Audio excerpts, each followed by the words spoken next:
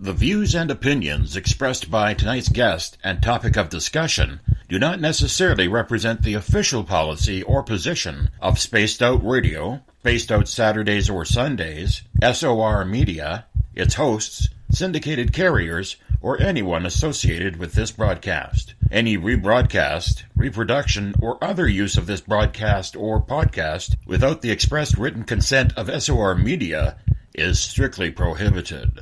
Listener discretion is advised.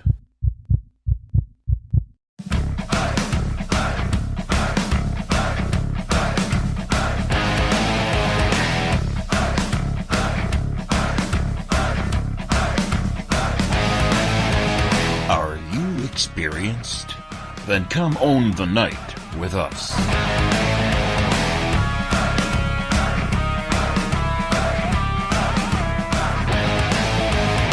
Little brother has taken control, shoveling dirt in every hole.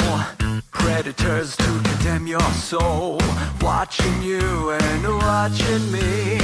We're all stationed atop the mountains of British Columbia, live from SOR headquarters. This is Spaced Out Radio with host Dave Scott. We live behind glass curtains and act like nothing's wrong. Soon you will belong. You can follow us on our website, spacedoutradio.com, and on Spaced Out Radio on iTunes. You can follow Dave on Twitter at Spaced Out Radio, and on Instagram at Dave Scott SOR, on Facebook at Spaced Out Radio Show, and on our YouTube channel, Spaced Out Radio. Brother wants to make headlines, be immortalized. Everyone's got an electric eye with the digital spies. They've watched you for so long. I know you're out there somewhere watching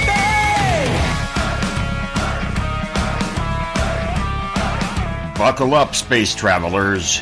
It's time to go for a ride on Spaced Out Radio with host Dave Scott. I know you're out there somewhere. We've watched you for so long. Wait for you to fall.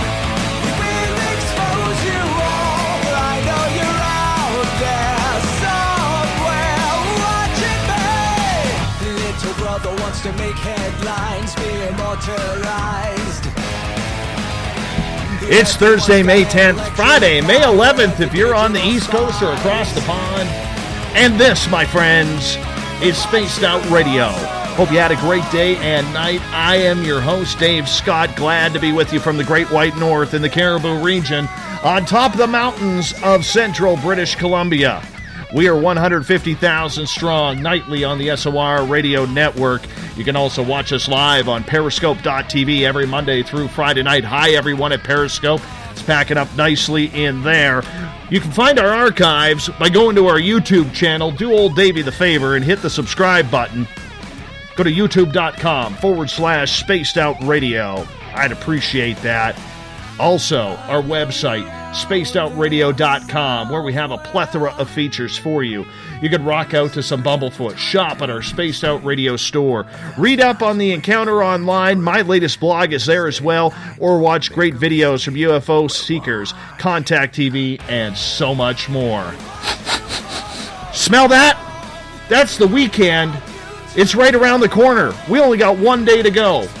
Unless you're in Australia, where it's already tomorrow. Right, Aussie Rob? We're going to have a good show tonight. We're talking all about ghosts, the paranormal. We're going to learn a little bit of stuff tonight about why we should do the right things instead of the wrong things in a field that's as crazy as paranormal investigation.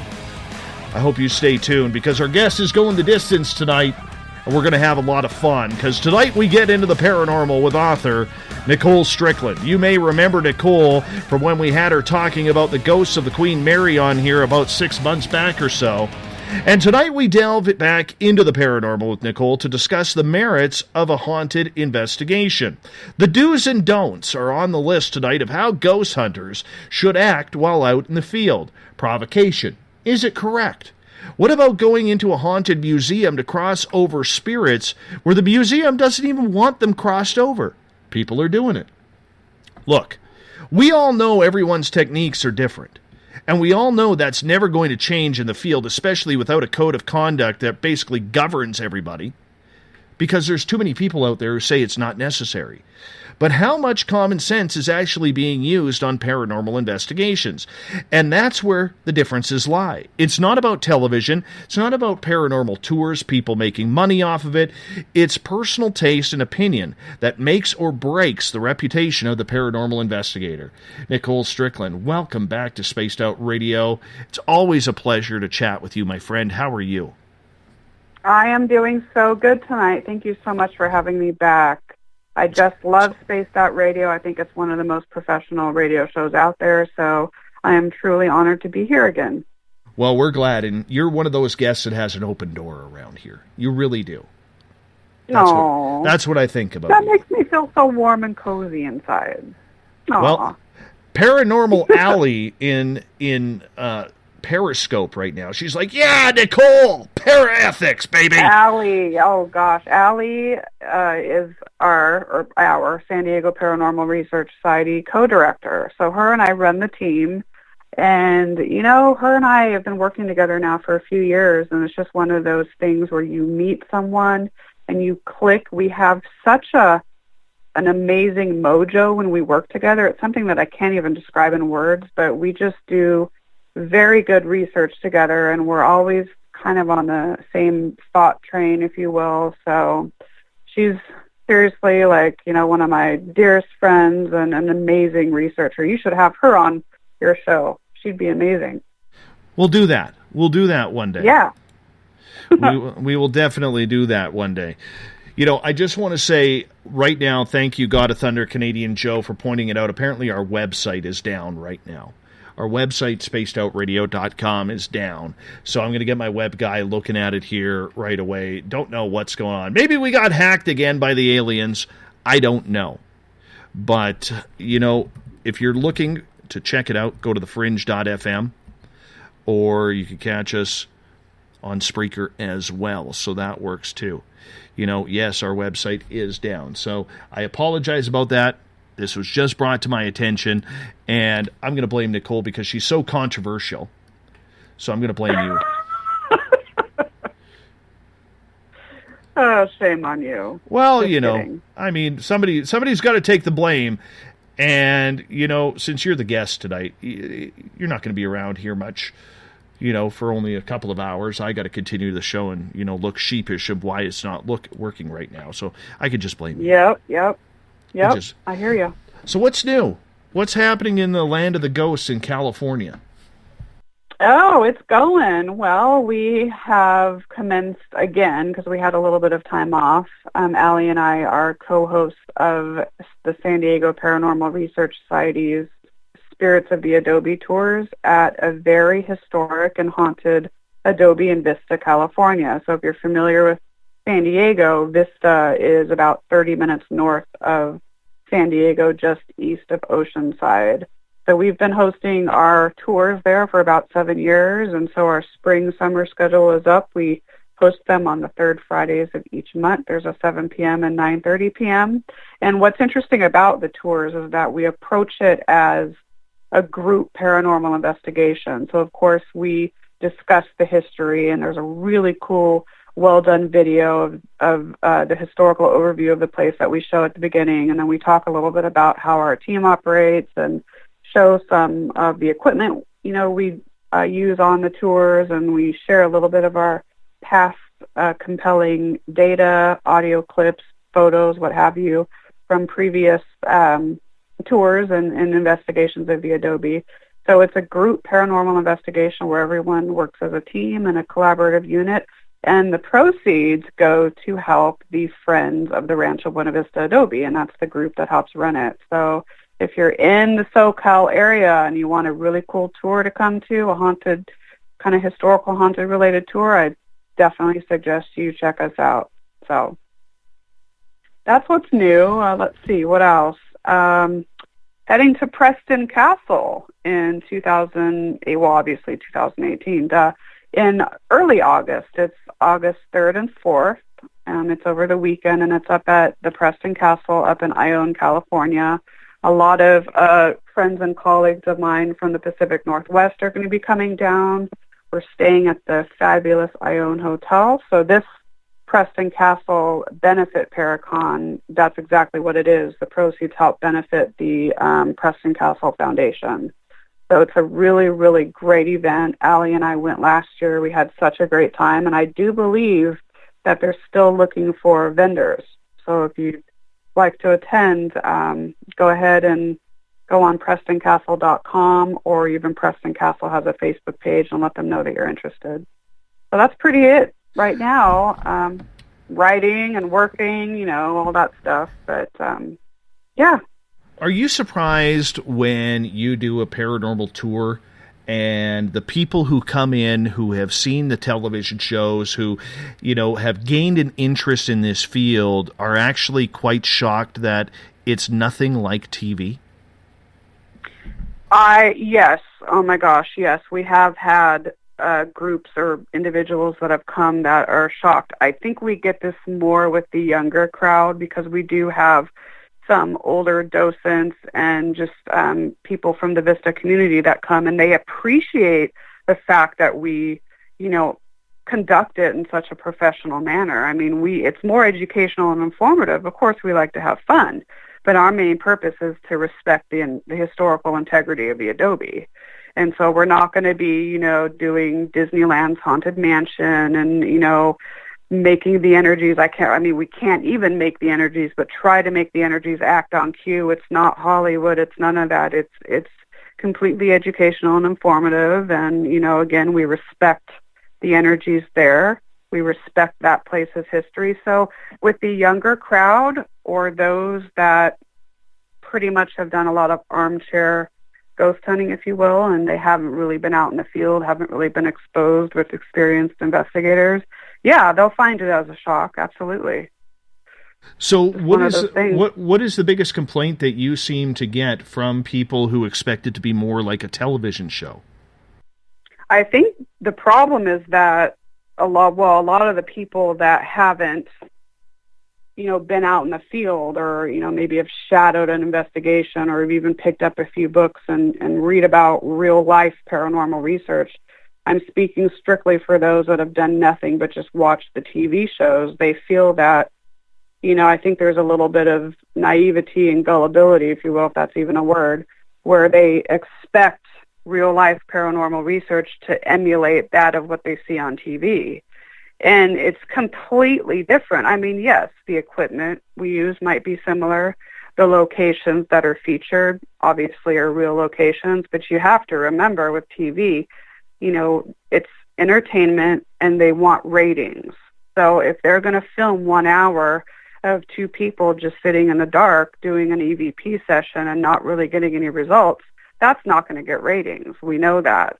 So, I mean, these shows, it might take 4 or 5 days to film these shows. I mean, I know people that have been on them. I know even some of the producers of these shows, and they condense it down to an hour. And yes, sometimes things are added to make those ratings popular and things like that. So I think for people that don't realize what real life paranormal research is, they get caught up in what the paratainment is saying, and then, I would hate to say this, but in some ways maybe let down if they were to go on a real life investigation and see that, wow, this is, a 6-hour investigation with lots of various equipment, and then what follows is hours of, data review and, client interviews and eyewitness interviews and, historical research. There's so many components to an investigation. And I think a lot of people that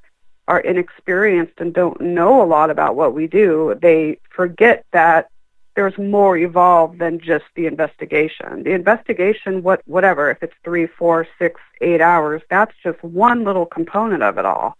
You have preliminary stuff that you do before. Like I said, you have client interviews, you have historical, genealogical research, then you have the hours of tedious data review and going through and analyzing that data with personal experiences, looking at, baseline EMF and temperature and comparing that with personal experiences or comparing that with certain data. Is there, a corroboration here? Is there anything that, we can, put pieces of the puzzle together? Things like that. I mean, there's just so much evolved. And I think one of the things these shows, don't elaborate on is the fact that it's, you have to have dedication to be a paranormal researcher. It's fine if you want to ghost hunt and you're just in for the thrill and chill. That's fine. There's nothing wrong with that. But if someone wants to label themselves as a paranormal researcher, you got to do the work. It's just like with any other job. Whether you're in medicine or law or education, you got to do the work. So. Yeah, I fully agree with you. I know when we do our tour up here, before we allow people to go on, we explain to them, this is nothing like television. Absolutely right. Nothing like. So if you're expecting, things to be jumping out from behind the doors or, to hear voices when the eerie music starts playing, even though we don't play eerie music, yeah. you're not really going to be having that experience. And we show them what we really do behind the scenes, or the way it is conducted behind the scenes. Because when we take people on a tour, and I'm sure you do it this way as well, please correct me if I'm wrong, but we take people on a historic tour, and if the ghosts decide to play, they can play. And as we say to our public when they come on our tour, and our next one is this Saturday, we let them know, we can't control if they're going to come out. We can only hope that they are going to come out. We're going to only hope that there's pictures. Right. So do you model it along the same way? Absolutely. And we tell people at the beginning, we absolutely say, this is nothing like the entertainment shows that are out there. Nothing like that. I mean, we might say so you might recognize some of the equipment, but other than that, I mean, it's completely different. And we do say, we're here for this location, and we can't promise you that you're going to have an experience. Some nights have been active, other nights have not been active, but we go over our rules, and one of our big, huge rules is absolutely no provoking, no trying to force the energies to communicate. Absolutely not. Actually, in fact, we've had to let someone go because of that. I mean, that's how serious we are. So we absolutely, conduct our tours in a similar fashion. I fully agree with you. So when you're dealing with the public, what are some of the questions you get from people who've maybe never been on a paranormal tour before? They might even ask questions, or sometimes we'll get, have you watched this show, or have you watched that show? Or they might, there might be a question about, I hate to even say this word, our demons here. Sometimes we get very, intellectual, informative questions, and that's good too. But you can always spot, I guess, someone who's really in it for the thrill and chill versus someone who's really in it to try to learn, and not just learn about the paranormal, but to learn about the historical fabric of that location. So it just depends. But we find, I think, a lot with the younger crowd, or those that are, mainly just into watching all the TV shows. And there, like I said, there's nothing wrong with sitting down, with some popcorn and a beer or a Diet Coke, whatever, and watching those shows. There's nothing wrong with that. But if someone is going to watch these paratainment shows and then basically use these shows as a learning model, that's where I draw the line. You may get a glimpse of that historical location. You may get a glimpse of how a piece of equipment works, but even sometimes on these shows, the equipment isn't even used correctly.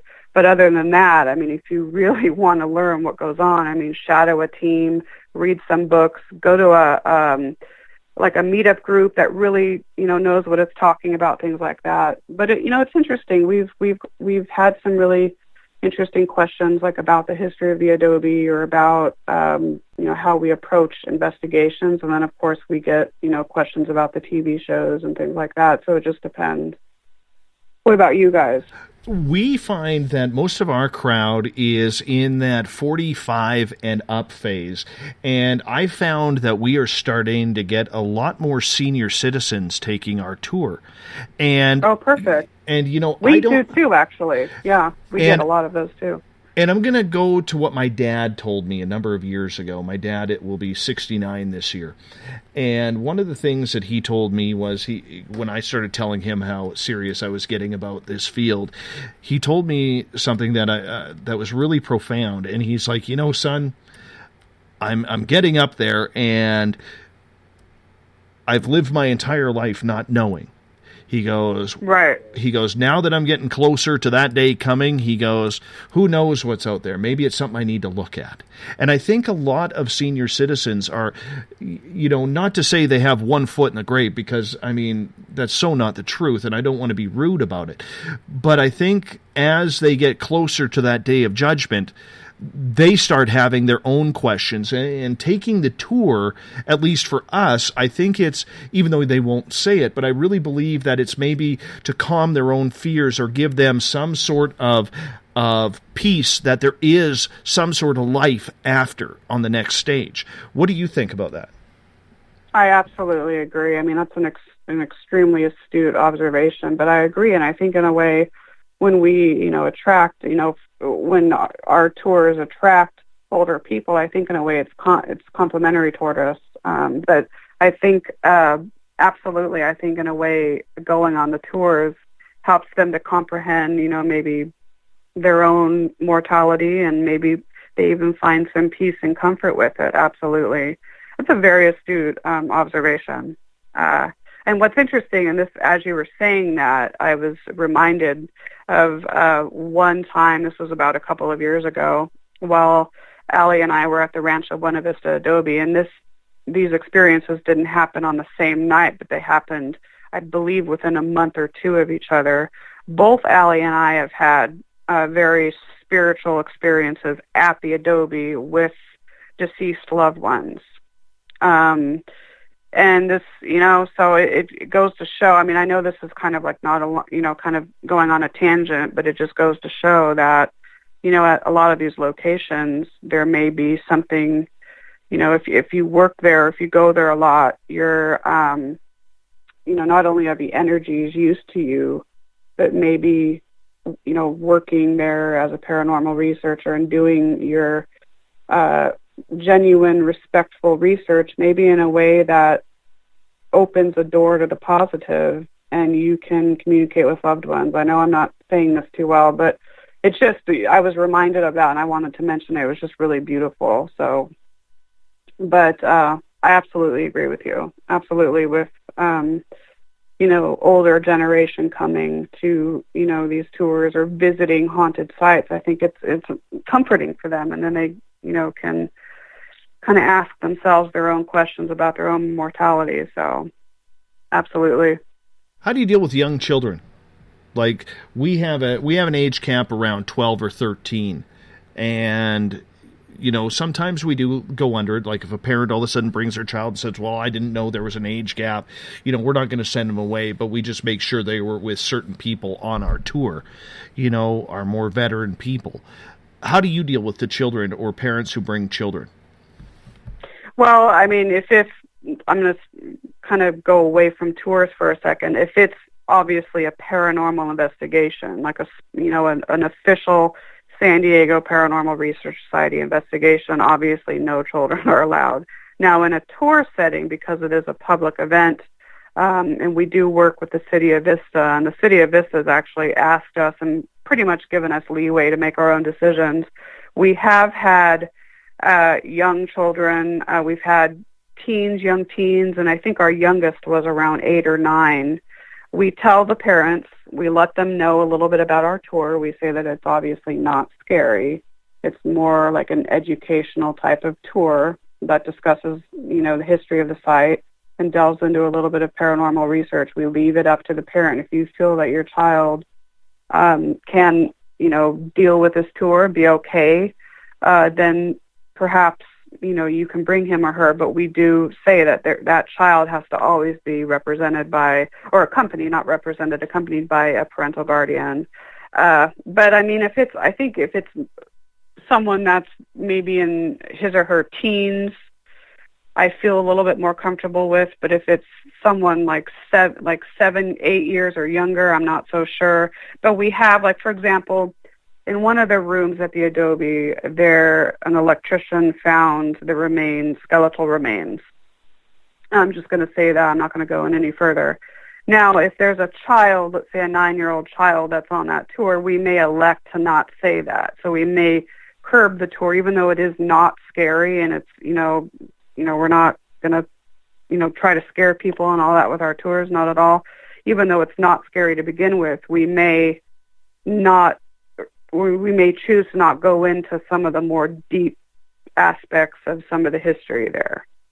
So that's kind of how we deal with it. But I mean, generally speaking, I think that, I don't know. I'm kind of on the cusp. I do feel that anyone under the age of 18 shouldn't really be delving in paranormal research, actively participating in it. But I mean, if they want to learn a little bit about it, see, that's kind of where I'm teetering. I think it's okay if they want to learn a little bit about it, maybe go to a presentation, maybe, read a book that's designed for kids about paranormal research, but actually going on an investigation, being younger than 18, I think that they have to be a little older than that.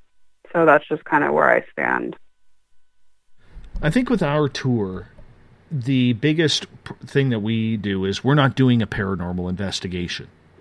We are doing a tour where we're taking people through the buildings, and hopefully the ghosts come out and speak and hang out with us. That's kind of the way we look at it. If we were doing an actual investigation, I would hardcore cap it. Now, like I've had parents call me up and say, "Hey, my 8-year-old and her friend want to come to the tour. Is it okay if I just drop them off?" No, it's not. No, yeah, exactly. Right. No, they need to be accompanied by an adult. There needs to be some safety there, Absolutely. And it's the same thing with skeptical people. One of the things that we do, and I'm curious to see how you do it down with your tour, but one of the things we do with our tour is when we're talking to people and doing our introduction before we split up into groups and start going through the buildings, is we literally will stand up and say, "Look, I don't care if you're a believer or if you are the biggest skeptic and think this is absolute BS. That means nothing to us. That means nothing to the spirits. Drop the attitude. If something isn't right, if you start feeling angry or dizzy or sick, you need to let us know right off the bat, because whether or not you believe doesn't matter." Do you get a lot of skeptics on your tour, and how do you deal with them? We do. Out of the skeptics and by the way, we're very similar. I absolutely agree with you on that. In terms of skeptics, and we've had a few on our tours, but they're not, the ones that we've had aren't so. What's the other word hello, brain fart? Can't think of the word I'm trying to say. They're skeptics. They're open to what we have to say. They're open to experiences. Cynical, that's the word I was trying to get. We haven't had a lot of cynics on there that are just absolutely 100%, believe that no matter what experience they have, they're just going to not believe. We haven't had many of those types of people, but we have had healthy skeptics that are open to possibilities and open to what we have to say. But in terms of we address people at the beginning and say, one of the things that we say is, we're here to learn, about the Adobe, and we're here to learn about some of its energies. This is their place. This is, their home. So, whatever you believe, whether you are a skeptic or whether you are a full believer, how we approach is we say, it doesn't matter, and we tell them, you have to be respectful because we're here as visitors. This is their dwelling. This is their home, and we have to be reverent and respect them. And then we also talk about, the collaborative, the cohesive, or the importance of being, a collaborative unit and a cohesive unit while we're a group of, 10 people or under for those 2 hours. So we we address it similar to how you address it, but we also say, regardless of where you stand, you have to, be 100% respectful to these energies. And we do say if you're experiencing anything, like if you're feeling sick or, if you are having some sort of objective type of experience, like you're seeing something or you're hearing something, make notice of it. But we do also say that if someone is on our tour that I guess professes to be an intuitive or a psychic medium, we do say that if you are getting, inclinations or whatnot, hold that thought, write it down, jot it down, because we're very big on the whole bias, power of suggestion thing. I know I'm kind of getting away, but that's another point that we make too.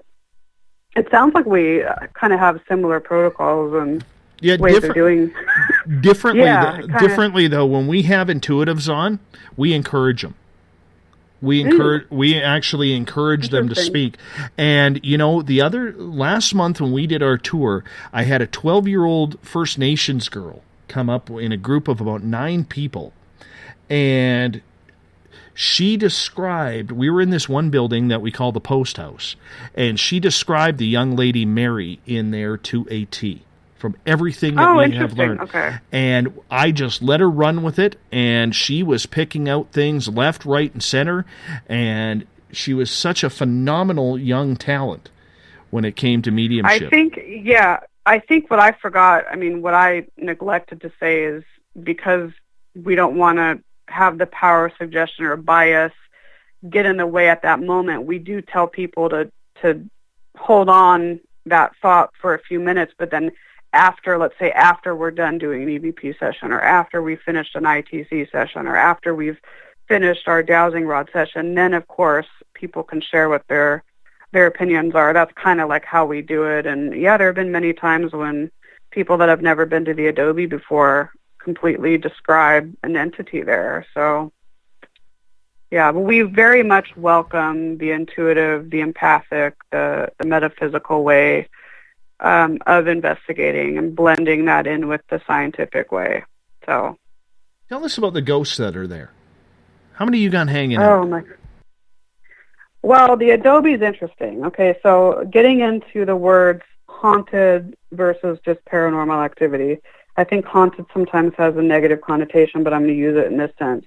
I think for a location to be described or accurately described as a haunted, or like as a haunted location, there has to be, in terms of the energies that are there has to be some sort of connection to that land or that location or the history of that location. That is the case with the Adobe. So I wouldn't classify the Adobe as being not a haunted place and just having occasional paranormal activity. I would say that there is definitely a haunting there. It has a beautiful spiritual aura, though. There's nothing negative there. There's nothing menacing there, anything like that. A lot of the energies there are former residents of the Adobe. So through the Adobe's day, it was originally built in 1850, and so from 1850 until 1989, when the city of Vista purchased the property, there were various owners, early San Diego pioneers to Hollywood moguls to, very famous business people. So a lot of famous people inhabited the Adobe for several years. So a lot of the residents, or I guess I should say resident energies there, are related to its history, like I said, and have been previous owners. There are a couple that are very intelligent, like the others, but we don't necessarily know where their origins are. But we're working on that right now. But it's interesting because a lot of places, I think, you might have a mix of, maybe some residual energy versus, intelligent, ghosts and or spirits. And with the Adobe, it's mostly intelligent. There are some residual, I guess, sounds on the property, such as maybe animal sounds, because back in the day there were a lot of various animals that lived on the property. But in terms of the, the ethereal entities there, they're mostly intelligent. It's a beautiful, beautiful place. It's amazing. You get a lot of entities that are actually seen by people, or is it mainly, maybe little thumps on the walls or footprints or footsteps walking around that people hear? It spans. People have seen energies there, including myself, including Allie. There have been full-bodied sightings. There have been shadow figure peripheral sightings, direct on shadow sightings. There have been, I would say with the Adobe, it's similar to the RMS Queen Mary in that it's mostly visual and mostly auditory. So a lot of disembodied vocalizations there. We have heard knocks in various areas of the home, like the kitchen and in the grand sala or grand living room. We've heard footsteps. We've heard people talking in other rooms. I mean, it's sometimes cold spots here and there, but it's pretty active space. What's interesting, though, with the Adobe, unlike other areas that I've personally investigated, is for some reason, and we don't, put instrumental transcommunication or ITC up on a pedestal. I mean, when we investigate, we like to blend different methodologies. But for some reason, we have been able to, over the course of many years, collect very profound, historically relevant, clear ITC captures. And we're talking about people's names. We're talking about, we may ask a historical question and get a response to that. Just very clear, historically relevant, profound captures. And what's interesting is we've been able to, over the course of several years, recognize the spirit voices that come through. Like we're able to, identify Isadora Bandini de Couts, or her daughter Maria Antonia, or her husband Cave Couts, or her eldest son Cave Couts Jr. We're able to, when we hear a vocalization, say, wow, that sounds a lot like Isadora, or that sounds a lot like Maria Antonia. Of course, voice analysis would be able to tell us more, which is something that, we should do with many of our clips, but it's just really interesting. It's just, I've never had that clear of so many ITC captures and even EVP captures at a location other than the Adobe. It's just, I don't know. I mean, Allie and I have talked about this at length. We don't know if it's maybe because, we've been there and the energies know us. Maybe they know that we come with good intent, and they know that we come with respect, and they know that maybe we're, bringing their former property and in the light and talking more about it. I don't know, but it's really cool. Mm-hmm. Have you had that with your team with a location where you just get a lot more, evidence, if you will? I mean, I'm talking about like clear, profound evidence. We actually have a couple of really good EVPs coming out of ours. We have a cat. Nice. We have a cat meowing. Awesome. Yeah, so we have a ghost cat in our main house. We use 4 buildings on the museum, and we have, I think you saw the ghost picture of the gentleman on the stairwell. Yes, I did remember looking at that. That's pretty cool. So there is that, as well as we also have a couple of pictures that were taken at our last tour last month. And one of the things that we've done this year is that we've actually opened up a Facebook page. So now we're encouraging, we're encouraging a lot of our tourists, when they take photos, if they got anything anomalous, to send it to our Facebook page. That way we can check it out and potentially review it, right? And last tour we got another picture of a couple of orbs, one green, one white, and then in the background you can actually see half the face of the guy who was upstairs on the stairwell. Now that's interesting. That's 2 pieces in a picture that corroborate each other, or may corroborate each other. So that's interesting. And then in the other picture that we got, it's out of a window where you can actually see the face of a woman looking down from the corner of the window. Wow. So we have... These are all former residents or former people associated with the property, I assume. Well, yes. Yes, I'm going to say that. We have, with our tour, it's a heritage site from a collection of buildings along the Gold Rush Trail. Oh, wow. So considering my town is right along the Gold Rush Trail, we have a lot of spiritual activity up here. A lot of spiritual activity. I can imagine.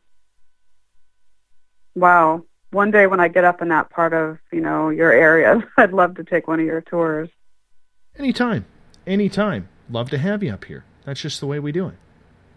It's the way we do it.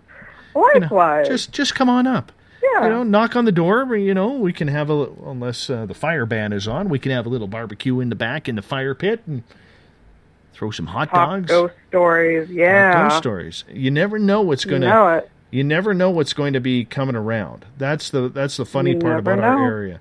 You never know what's going to be coming around. So it's very interesting indeed with everything, but that's the fun of the tours. That's really the right, fun. Yeah. That's really the fun and of everything. And every night's so different for us, every night is us too. Different, different people, different energy, and, Do you ever get nights? Do you ever get nights where there is absolutely nothing happening, where it's completely dead? Yes, we do. Yeah, it's not often, but we have, and Allie and I have talked about this, and one of our theories is that it could do with the collective group energy of the living. I know, like on a lot of the nights, speaking of our tours, if we get, high energy people, we typically get, have more personal experiences or acquire more, compelling data. But if it's more of a really quiet, subdued group, those are the nights that we've noticed where, it's not as active. So I don't know if that's the reason why. It's just we've noticed that pattern. So with the tour, How do you protect people? How do you make sure that nobody goes with attachment? How do you make sure that nobody gets sick or starts, getting angry or upset or their stomach starts turning? I mean, as well as I do, there are many things that can happen during a tour. And all it takes is the wrong person at the wrong time, and all of a sudden they're attached to something. How do you deal with it? Right. Well, I mean, for one, we advertise, people that are coming on the tour absolutely no alcohol and, things like that. So we make that. But, not everyone's going to listen. And one example, we did have someone that came and you could literally smell marijuana on this person, and so we were very kind and gentle in our approach with this person, but we had to explain the reasons why she couldn't remain on the tour. She was very understanding. God even gave us a 5-star rating for the way we approached her. That was mainly Allie's doing, not mine, because I was out with the other guests. Actually, our very first tour back in 2011, this woman came, and she had I would guesstimate probably 2 or 3 margaritas, and she was just couldn't even stand up straight, and she almost passed out. Whether that was due to the alcohol by itself or the alcohol being drunk and then maybe her being more vulnerable because of that, I don't know, but she had to leave. But we, part of it's how we address, the tour at the beginning, and we let them know a little bit about what to expect with the tour. We tell them, kind of what we're going to be doing, and then before we go into the main L-shaped adobe, because we start our tours out in this guest house area, we do a collective short little opening statement, which is kind of just letting the energies know that we're here. We come with good intent, things like that. We do that, and then we do a group, grounding session.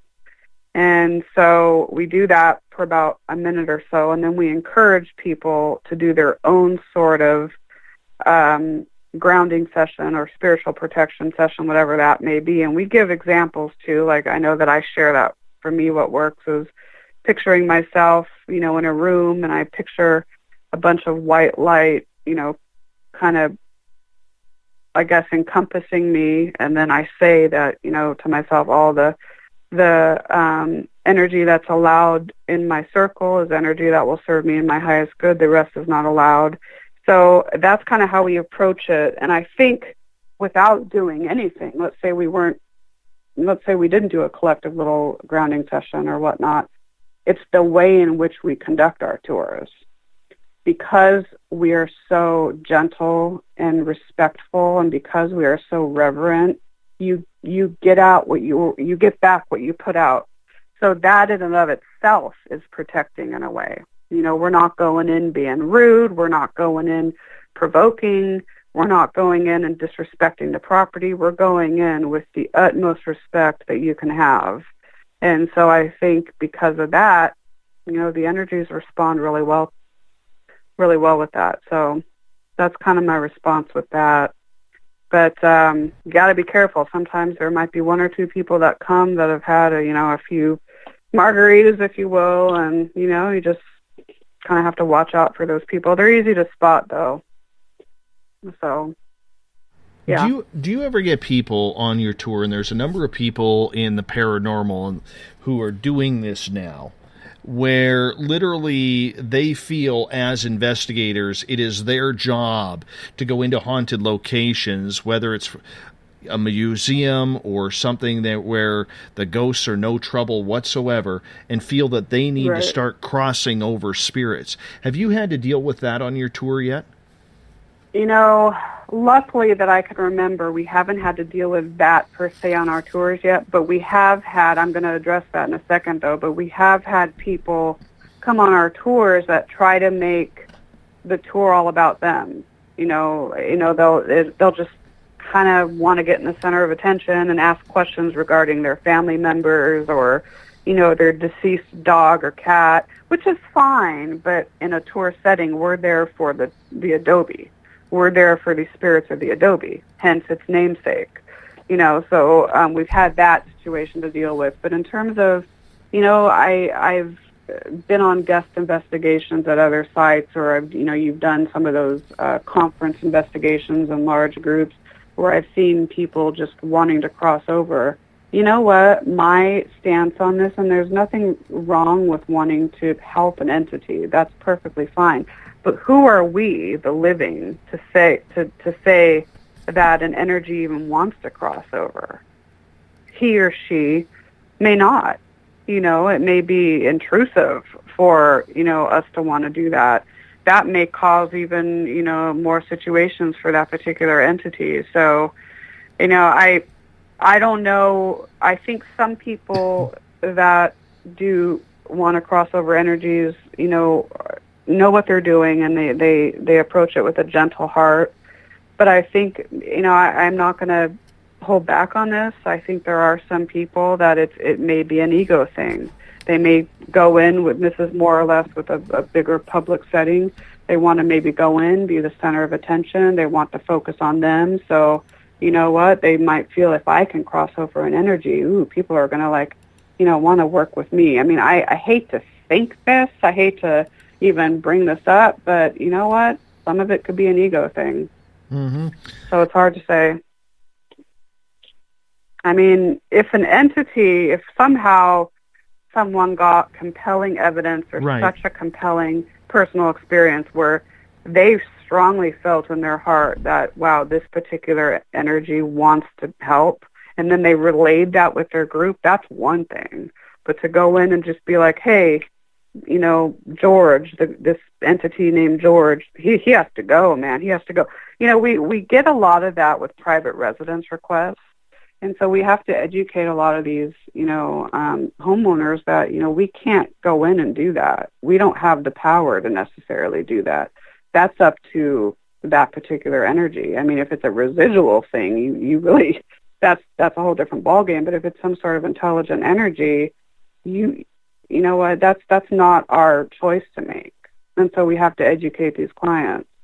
So what about you? Have you had to deal with, we haven't we haven't had to deal with it yet, but I do know people in the field who feel it is their mantra and their job in the paranormal to cross spirits over when they go into haunted locations.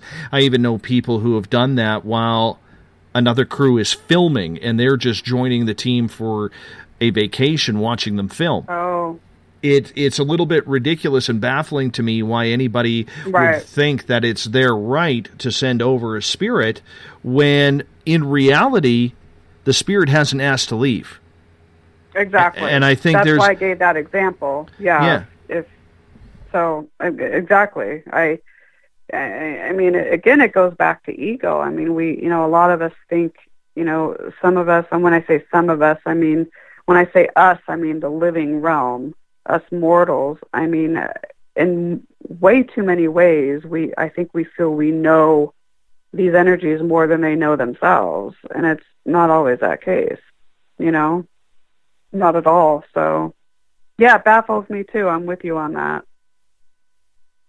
And that's part of the issue that I have with the field is people just take it upon themselves to think that they can go out and do this. Right. Well, there's a lot of tourism places that are relying on those spirits and probably thank the spirits nightly that they have the income coming in to keep the museum or the heritage site, whatever it may be, afloat because people come for the ghosts and the history behind the ghosts. I take Gettysburg, for example. True. You take Gettysburg, for example, where, people claim to hear the battlefield and explosions and mortars going off and guns going off. Well, what happens if you get a bunch of people go in there and clear it all out? Right. Or they think they do, but that's just it. And that's another reason too, and this goes with every site that we go to, not just with the Adobe, but when we're at the Adobe and we have, somewhat inexperienced people coming, we are an advocate for that site. We are an advocate for that spirit. I mean, Allie and I go to lengths to be protective of these energies. We're not going to, be overprotective to where we're going to prevent them from, being able to protect themselves, but we are more or less advocates. And that's how it should be for, all the sites. It's just, there's a lot of things going on in the field right now that, kind of just are like nails on a chalkboard for me. But, it's just sometimes I think, oh my gosh, is it going to ever get better? But I mean, it starts with one person.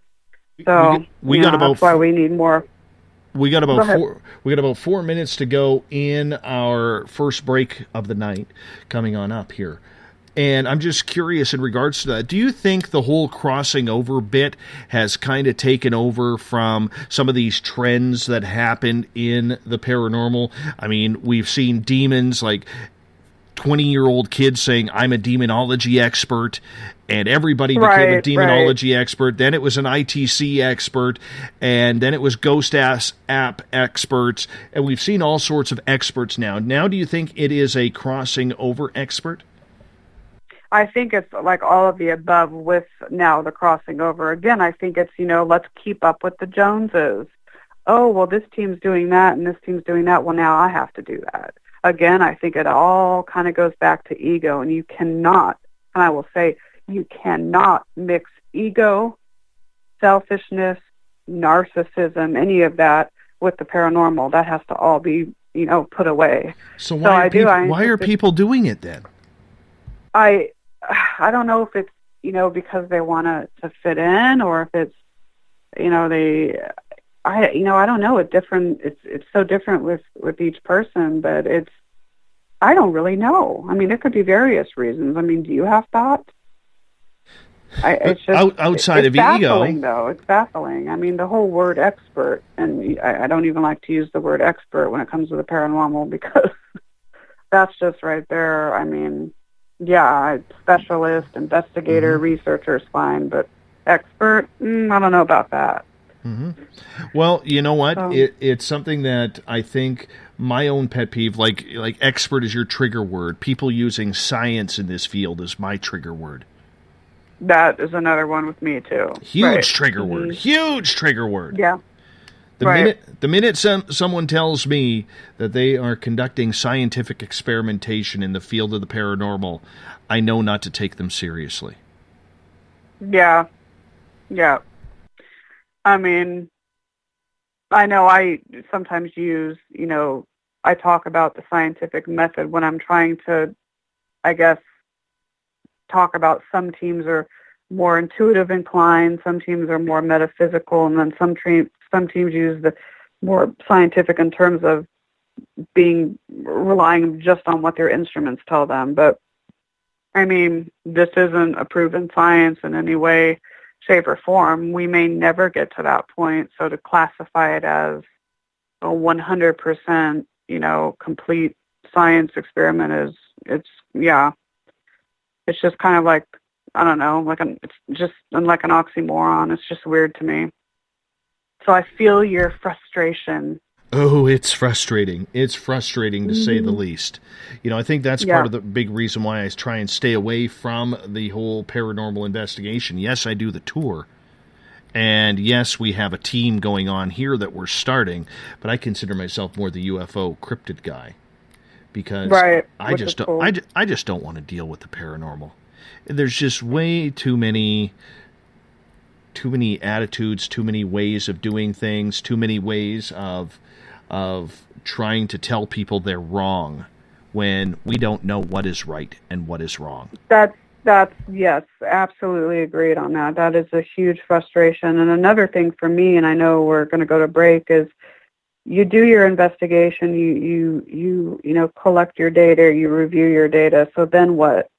I'm almost at the point now where, okay, I enjoy investigating, but I'm almost past that point where I want to learn more about the energies and connect more with the energies, So it's like a step past just the investigation part. So that's kind of where I am at right now personally in the field. So don't blame you, Nicole. I'm going to get you to hold on right there. Nicole Strickland is our guest tonight on Spaced Out Radio. She's a paranormal author based out of San Diego, California. We're going with paranormal practices tonight on Spaced Out Radio. Nicole is going the distance, so we got 2 hours left with her. You're listening to Spaced Out Radio. I am your host, Dave Scott. We'll be back right after this. Find your escape where time has no limits. It's about living today and cherishing the heritage of yesterday. A spirit of adventure for what is new, with the nostalgia of the past. Your timepiece is a reflection of who you are. Life surrounded by beauty from the world around us to the soul within. EscapeWatches.com. There is no time like the present to enjoy your escape. Use promo code SMF2017 for your 20% discount today. The freedom to post what you want, when you want. That's the social media freedom you need. Social Media Freedom is the free app in your app store. No need to worry about going to jail or being shadow banned any longer. It's the freedom to say what you feel. The freedom to know Big Brother isn't watching. It's the way social media is supposed to be. Social Media Freedom. It's time to set yourself free. Download from your app store today. Coming September 28th to the 30th, it's our first annual Caribou Paracon, put on by Spaced Out Radio and the Canadian Society of Questers. 3 days of paranormal, supernatural, and spiritual knowledge in the beautiful 108 Mile Ranch, British Columbia. Tickets are $150 Canadian for the event, being held at the Spruce Hills Resort and Spa. Come watch our featured speaker, Grant Cameron, along with Lorian Fenton, David Weatherly, Ross Allison, and more. The Caribou Paracon, celebrating everything paranormal. Hey Space Travelers, it's Joe Roop, your host of Spaced Out Saturdays. Come join me as we explore the realms of the paranormal, the esoteric, and everything in between every Saturday night at 9 p.m. Pacific, midnight Eastern.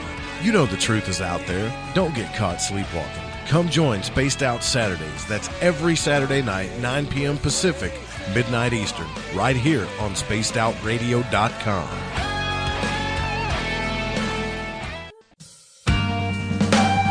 Hi there, this is Tessa Nicole Thomas, and I'm going to take you for a ride every Sunday night on Spaced Out Sundays. I'm going to set up your week with some strange tales from across North America, from psychic readings, Sasquatch, UFOs, to the most haunted locations. Come join me at spacedoutradio.com starting at 9 p.m. Pacific, midnight Eastern, and let's get weird together. I'd love for you to join me. Spaced Out Sundays at spacedoutradio.com. 365 days a year, we're in the field, investigating UFO sightings, talking to alien abductees, and visiting secret military locations like Area 51. We're UFO Seekers, official partner of Spaced Out Radio. Follow our daily search for the truth at ufoseekers.com or like us on social media. Catch us on Spaced Out Radio every third Monday of the month as we discuss Area 51, UFOs, and more. And also, don't forget to subscribe to us on YouTube. It's paranormal news at its finest. Welcome to The Encounter. At spaceoutradio.com, The Encounter online is SOR's trusted news source for everything weird and strange going on around the world. This is news editor Eric Markham. Our team of journalists are scouring the planet for those strange stories that rarely make the mainstream. No fear-mongering or fake news here. Head over to spaceoutradio.com and encounter The Encounter.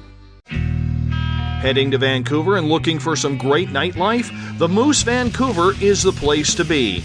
Catch a game on one of the big screens or just come rock out to your favorite 80s and 90s hair bands. Great food starting at $6.95. The Moose Vancouver is open until 2 a.m. nightly. It's easy to find near the corner of Nelson and Granville. The Moose Vancouver is the official rocking bar of Spaced Out Radio.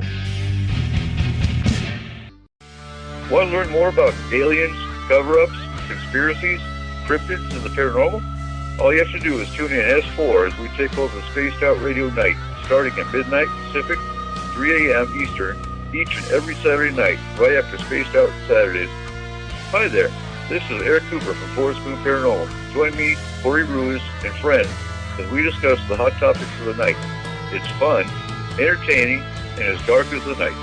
Find us at spacedoutradio.com. Are you interested in advertising on Spaced Out Radio? Head to our website at spacedoutradio.com and click on our advertising tab. There, you will find an assortment of ways you can get your product out there with us, from radio commercials to banners and social media. Have a product you like our hosts to endorse? We can do that too. Visit spacedoutradio.com for more details. Do you want to know what's really going on in your world? Do you have questions about who you can trust in the mainstream media? Then look no further than the Rebel Planet. Come get the straight answers right here at spacedoutradio.com. Join me, Jamie Sexton, creator of Rebel Planet News, as I fill you in on the stories behind the stories. All you truth seekers, be sure to tune in to Rebel Planet on spacedoutradio.com the third Thursday of every month. Visit purpleplates.com today. For over 40 years, the Purple Energy Plates have been delivering amazing results for their many customers. Inspired by the great genius Nikola Tesla, the harmony, healing, and energetic effects of the plates have proven over and over to be beneficial and often miraculous to thousands of customers. Check their site for daily specials and choose from their many energy products. You won't be sorry. Visit them today at purpleplates.com. Hey, this is Canadian Paranormal Investigator Mike Moore. The third Wednesday of every month, I'll be teaming up with Dave Scott to bring you Ghosts of the Great White North. Each month, we will bring on guests from across Canada to discuss their ghostly encounters. Canada is a paranormal hotbed with stories you've never heard, so we're going to bring them to you. So get comfy on your Chesterfield, grab a donut, and join us, eh? The views and opinions expressed by tonight's guest and topic of discussion do not necessarily represent the official policy or position of Spaced Out Radio, Spaced Out Weekend, Spaced Out Radio Limited, its hosts, syndicated carriers, or anyone associated with this broadcast. Would you like to connect with us? Head to spacedoutradio.com for all your latest show info. And hit us up on Twitter using the hashtag SpacedOutRadio. Now, back to Dave Scott and SOR. Welcome back to the second hour of Spaced Out Radio. Tonight, I am your host, Dave Scott. Great to have you with us. Tomorrow night on the program, we talk Canadian ufology with Manitoba researcher MJ Banias. We get going at 9 p.m. Pacific, midnight Eastern Time at spacedoutradio.com.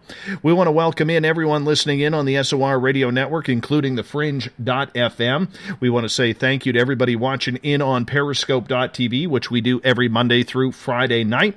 And you can check out all of our archives on YouTube by going to youtube.com/Spaced Out Radio. Do me a favor, hit the subscribe button on that. I would greatly appreciate it. Bill Cardwell has set the password for tonight in the SOR Space Travelers Club. What is this, Bill? Eccentrochronoplasia? Oh, God, did I just butcher that? Eccentrochondroplasia. or is it eccentrocondoplasia? Either way, I'm not getting a big mention today from Bill, but Bill sets a password each and every night right here on the mighty SOR. Now, if you want to follow us on social media, you know how to do it. We're on Facebook, Twitter, Instagram, our website, spacedoutradio.com, where we have a plethora of features for you. You can rock out to some Bumblefoot, shop at our Spaced Out Radio store, read up on the encounter online, or watch great videos from UFO Seekers, Contact TV, and so much more. Tonight we are talking paranormal practices with investigator Nicole Strickland, who's written a great book on the practices of paranormal on the Queen Mary and the history or beyond that legendary ship. Nicole, welcome back. Thank you for having me. It's been a pleasure so far talking to you. Thank you. I'm a little upset right now because I just butchered the password. Eccentrotron, I can't even say this. Eccentrocondoplasia. That's actually a pretty strong password, I might say. Yes. Well, Bill tries to tongue-tie me every night, and it gets harder as the week goes on. So tomorrow night is going to be even more brutal, and I hate it. I hate it. I haven't had good luck with the passwords lately. Oh, that's hilarious. Yeah. I don't even like it. Don't even like it. But, you know, I know Bill's laughing, along with his wife, beautiful wife, Katie, right now. They are laughing in Ontario. Course. Yeah, it's they are. It's punishment for me because Bill is a giant Toronto Maple Leafs fan, and I am not. I am not. So what happens is Bill, you know, when his team gets knocked out of the playoffs, I kind of rub it in a little bit, and I got to pay the price for a couple of months over that. So thanks, Bill. Appreciate it. Yep. He's getting you back big time this time. Oh, absolutely he is. Absolutely he is. I deserve that, though. I deserve it. You know, butchering such an easy password like that. But anyhow, I want to start off with a really cool question from my neighbor here, Dawn, who's listening in on the show. She helps us out with the ghost. She helps us out with our ghost tours as well. And nice. And she says, I woke up last night to a very deep, low-toned music. I got up and opened the window to see if it was coming from outside, and the music stopped. When I laid back down, the music started again. When I got up, it stopped. Just wondering if anything was out of the ordinary, Dave, at your place last night. No, it wasn't. Or if you have any thoughts on this. Have you ever heard of situations like that before? Yeah, well, with my area in San Diego, I'm about 10 minutes from Miramar, which is a huge, military, we have jets flying and all that, huge military base. So sometimes not music, but I may be laying in bed and I'll, in a way my ears will tune into some sort of electronic frequency. And then I'll get up and I'll kind of just, go near my window and then I won't hear it. But when I lay back down, then I hear it again. So, I don't know. But hearing, that's, with the frequency, that's a little bit different. But hearing music, and I imagine that she was completely wide awake, not like a half asleep stage. That is so interesting. I don't know. So the music, did she open up her window at all to see if it was coming from outside? I think you may have said that part. She did check to see if it was coming from outside, and it wasn't. That is really, unless there's just some sort of little pocket where she was laying in bed to where her hearing heard it better. I don't know. That's bizarre. I am not sure. Huh. Yeah, I don't know. I really don't know. So I just want to let everybody know on Periscope. I know it's starting to freeze up a little bit. I know the audio is still good. I'm just going to quickly give it a quick stop and start to kind of refresh it, but we are still going to be checking things out. So we're still going to continue with the show. You just might get a little bit of a blip if you're watching on Periscope. I do apologize about that, but we're going to reboot it right here. But the show will continue on with Spreaker and on our networks and so on and so forth. So just bear with me if you're watching on Periscope. Right before the break, Nicole, we were talking about, the ego that people have and feeling that the new thing in the paranormal is crossing over spirits, where everybody thinks it's their duty now to go to a haunted location and start crossing spirits over.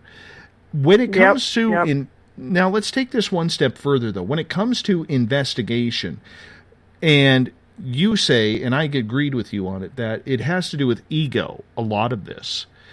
A lot of it, yeah. Why, in your opinion, is there such ego in such a profound type of research like paranormal investigation? Okay, so, many people are going to not, believe or not agree with this, and that's fine. This is a question that I've contemplated for years. I've been doing this close to 20 years. I have a feeling that it's the paranormal, I'm just going to say the paranormal research realm, somehow has turned into a platform for people that maybe as a child didn't get what they wanted, or maybe they weren't heard, or maybe, they didn't have, a lot of friends, or whatever the case is. It's a platform to where they can make up for that. And so let's say that, they weren't heard as a child. Now they want to be heard, and so they're using para-research as a way to fulfill that, I guess, need that as a child they didn't get. That's just a thought that I have. It could just, battle of the egos, people just want to assert themselves, and my way is better than yours, that sort of mentality too. But it's disgusting, because it's like what it is to me is like you take this crystal clear, amazing ocean with like all this thriving, sea life and plant life, and it's just beautiful, and you add sewage to it. That's how I feel, what ego does to this field. And it's just, I think until we, collectively fix that problem in the paranormal research, it's just going to not go anywhere. It's going to just be stagnant. There are amazing people like you and myself and Allie and many others out there that are few and far between that don't use our ego, really operate with passion and a lot of passion and devotion. But I think we're few and far between. And like I said, it only starts with one person, but sometimes you just can't fix people's mentality. Isn't it sad? And I think media too, social media, the internet, a lot of these TV shows don't help either. So that's just my take on it. But there's so many different ways we could go with that. There really is. I know. Right. And we have discussed this a number of times on this show over the last 3.5 years about why there isn't such a paranormal code of conduct or something along those lines. Are you surprised at this time that there hasn't been anybody kind of step up to the plate to say, let's get a bunch of different groups together, let's come with some sort of reasoning to investigate, so there is some sort of Bible or handbook out there for people to follow, because so many people are learning on the fly or using the television shows as education. Right. Oh, absolutely. I think that maybe there have been some people that, like, you and myself, that have talked about, but it's maybe they've mentioned it, but no one else is really biting the bait. I think that, if we want this code of conduct or laws, whatever, what have you. I mean, we see this, if you look at other professions, medical profession and things like that, and of course you may get doctors and nurses that don't follow that, but for general speaking, I mean, a lot of these other types of professions have that, so why the paranormal doesn't, I don't know. I think at this point, I think it's mandatory. I think it's needed. That way, I think it would weed out a lot of these amateur, inexperienced, or kind of idiots that just want to go trespass at locations and things like that. I just think it's going to take a lot of work to get there, but I think like that saying with if you throw. It's the starfish poem where you don't have to throw them all back. It just starts with one. You know which one I'm talking about. I'm kind of getting it wrong, but that one, I think that applies here. And it's like, if it just starts with 1, 2, 3, 4, 5 groups, and they really, really, really work to get something established, I think it'll help. But it's like we need to find those people. I mean, I'm game. Sign me up, you know. It's just, it's frustrating. It's really frustrating because there's so many, you know, individuals out there that care so much about advancing this field and learning more and applying new theories and methodologies and things like that. And it's like, I feel like sometimes we're fighting this upward battle. But, yeah, what are your thoughts? I always like to hear different people's thoughts on this because I think it's a crucial situation. I honestly believe that the paranormal field, due to television, and you know, and that's no fault of the television shows or the producers or the people who are on them. No, not at all. But I really do believe that because of the popularity in television, whether it's ghosts, whether it's Bigfoot, Dogman, UFOs, whatever people are searching for, I think that the field is too far gone with wannabe scientists and wannabe researchers that have developed their own ways and their ways work for them, that it will be absolutely impossible for somebody to step up and say, we need to make this work. We need to get a code of conduct. The only way I could see that happening is if it happens state by state, province by province, where there is going to unfortunately be something happen that is going to be very radical, very maybe criminal, that happens where the government says, look, if you're not going to establish some sort of association in our state or province, ghost hunting is over. If we catch you ghost hunting on cemeteries or in museums, you know, it's going to end up being some sort of backyard, you know, hidden poker game for real money rather than that.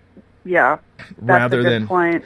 Because I think we're at that point now where we are going to have some sort of, I mean, how can I word this? With the amount of egos that are involved in the paranormal field, just from what I see from my angle, I'm surprised nobody's been killed or assaulted or, you know, gone to jail over some sort of paranormal investigation. There have been a few of that, you know, but I mean, I agree. It's just, you know, I think that the ones like, you know, you and I and those other teams that operate with heart and passion and professionalism, keep doing what you're doing, because I like to think that you are making a difference. I'm just such an advocate for the integrity of historical sites, the integrity of my clients on a private, you know, residence investigation or a business case. I care a lot about the energies. You know, I just can't. Another thing, too, is that when you have a lot of ego, you get into exploiting not only these sites, but the energies there. And you may not mean to, but when you think about it, it's just, you know, it's hard not to, for some people that, you know, for example, if you want to charge a family, you know, a lot of money to investigate their house, that's just, you know, extremely exploitative, things like that. And it's just, I agree with you, though. I think that that's a good idea to have it maybe province by province or state by state, but it has to start somewhere. Well, I mean, how do you regulate it? That's the problem. How do you regulate it? And we're going to need help just doing that. Besides just having a bunch of teams, there's going to have to be like you're not going to get everybody though. Established. You're not going to get everybody. Yeah. I mean, I know. I mean, there are so many different sports or games or associations out there that many who participate in the hobby aren't a part of. But I think if you got that association registered in one way or another, I think that's the start. I really do believe that's the start. I just don't know, and I think the egos are too big in these fields that people, no matter how much they are whining about this paranormal unity crap, they're not willing to do anything about it. Everybody wants to talk about it, but nobody wants to do a thing about it. See, that's the problem, is there's a lot of talk, but not a lot of walk. And there's very few of us, you know, few and far in between that are walking, but it's frustrating. I mean, because I could just go on and on about this. I know one way in which I deal with it is I just try to do the best I can. I try to act as professional as I can, as humble as I can. That's how my team operates, and if we can make a little difference in, with just one energy, I feel like we've accomplished something, but that's frustrating. It is and frustrating. There's not a lot. I find like that there's not a lot of people. I mean, I can count them on my finger of who I can talk to with these concerns, but you might talk to someone and they might say, oh yeah, it's terrible, but then they may be one of the ones that are egotistical. So I feel like a lot of like two-sidedness, typical stuff going on in this field. It's just, I don't know. I hate to think that it's too far gone, but you know what? You may be right. You may be right. It's unfortunate, but it's true. But I really do believe that eventually, and I hate to put it this way because I don't want to sound so pessimistic, but I think it's you're not. It's really going to come down to somebody being murdered or somebody being raped or assaulted very, very badly, where their health is in jeopardy. I think that's what eventually it's going to come down to before the government or anybody steps in to say, we need to do something about this. We really do. Right. Yep. And it's just after a national, some sort of plane crash or huge disaster, there's a lot of that complacency, but then it takes something to happen for changes to be made. And that's sad, but yep, I mean, there have been some teams or couple that have gone to jail because they've trespassed, or the Constantinos unfortunately lost their lives, so, but it's going to take, I agree, it's going to take something major to really make a change, and it's just so sad. Yeah, I mean, the Constantinos were a totally different situation because that was a home domestic violence that thing. Was right Yeah, and it sickened me in the fact, I mean, if you bring up that topic for a second, I'm sure you feel the same way, but it pretty much sickened me to the fact that there were people actually defending the man. I think his name was Sam. Yeah, I met them at the Queen Mary once, and, I think, too, and this is just, their situation brings me to this point, I think a lot of people, if they think that the paranormal, meaning spiritual energy, is constantly negative, it's just all menacing and all malevolent, well, that can affect you personally too. So I think that's something that may have affected them and maybe affected their marriage, if you will, or home life, if you will. But that's another issue too, and that's a whole other ball game. But I see a trend now in the paranormal where there's such a projection of, or a belief in, energies being nothing but evil, nothing but menacing, nothing but malevolent, and that's so not the case. And this is, I know I'm going off topic, but it just brought me up to their situation, brought me to this for some odd reason. I feel that a lot of people maybe inadvertently project, and then they create their own thought projection or their own tulpa. That tulpa comes to life, but if that projection never happened, that tulpa would have never come to life. I'm seeing this a lot with, talk about so-called alleged demons and things like that. And it's just, it's gotten to the point where it's just very frustrating. And because we're seeing, too, a lot of case requests coming in, and 90% of those are people that think they're afflicted with, a demon or some hugely menacing entity. And it's just like, I blame these TV shows. I blame the internet with all this stuff. It's sad. So, do you think people are opening up to the paranormal a little bit more these days, to what is happening in their house, probably more than ever? what's happening in their house, their work location, or maybe their favorite fishing hole or camping spot. Are you seeing a lot more people starting to pay attention? I do, and I equate that to just the popularity of the field. Also, a lot of the media, how the media portrays it with, a lot of these Hollywood films and even the paratainment. That's what Allie and I like to call these shows, paratainment shows. I think it's making people very hyper vigilant to their situation, but almost more so than they need to be.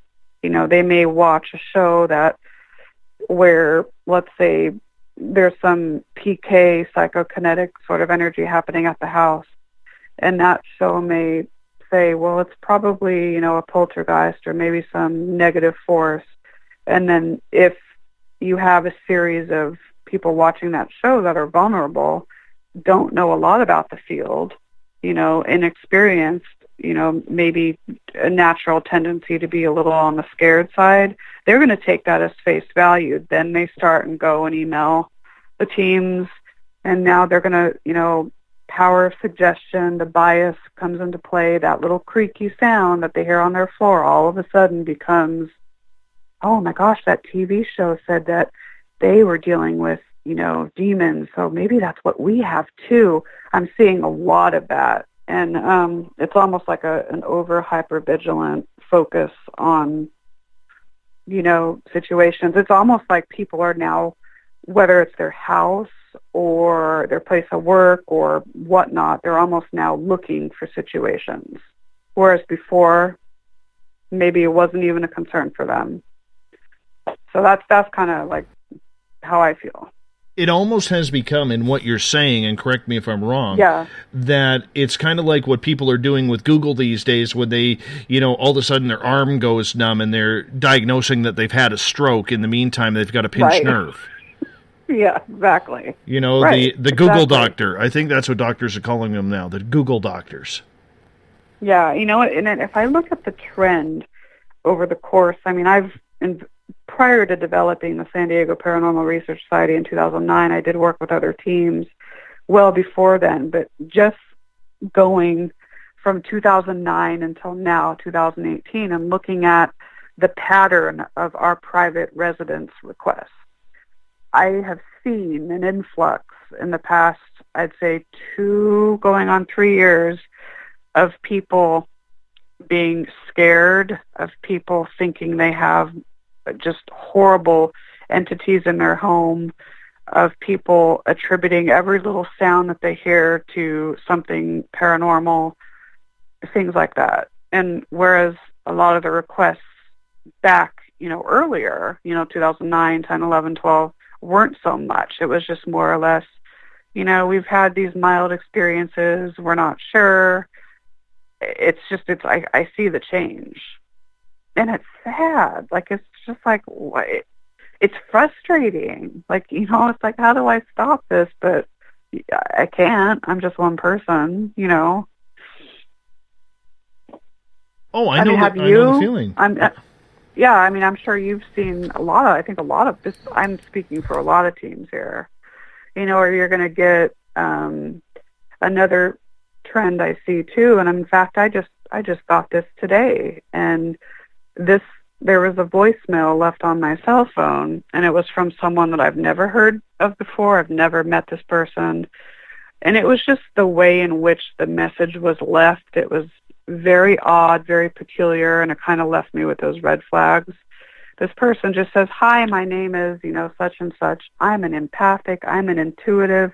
I'm a psychic medium. I've talked to people in comas. I've helped solve murders. And it was just like she was just pouring this out on my voicemail, and it was just so out of place. And, so I find that there's a lot of people that may think, and I'm not going to maybe she does have the gifts that she says she does. Maybe she does. I don't know.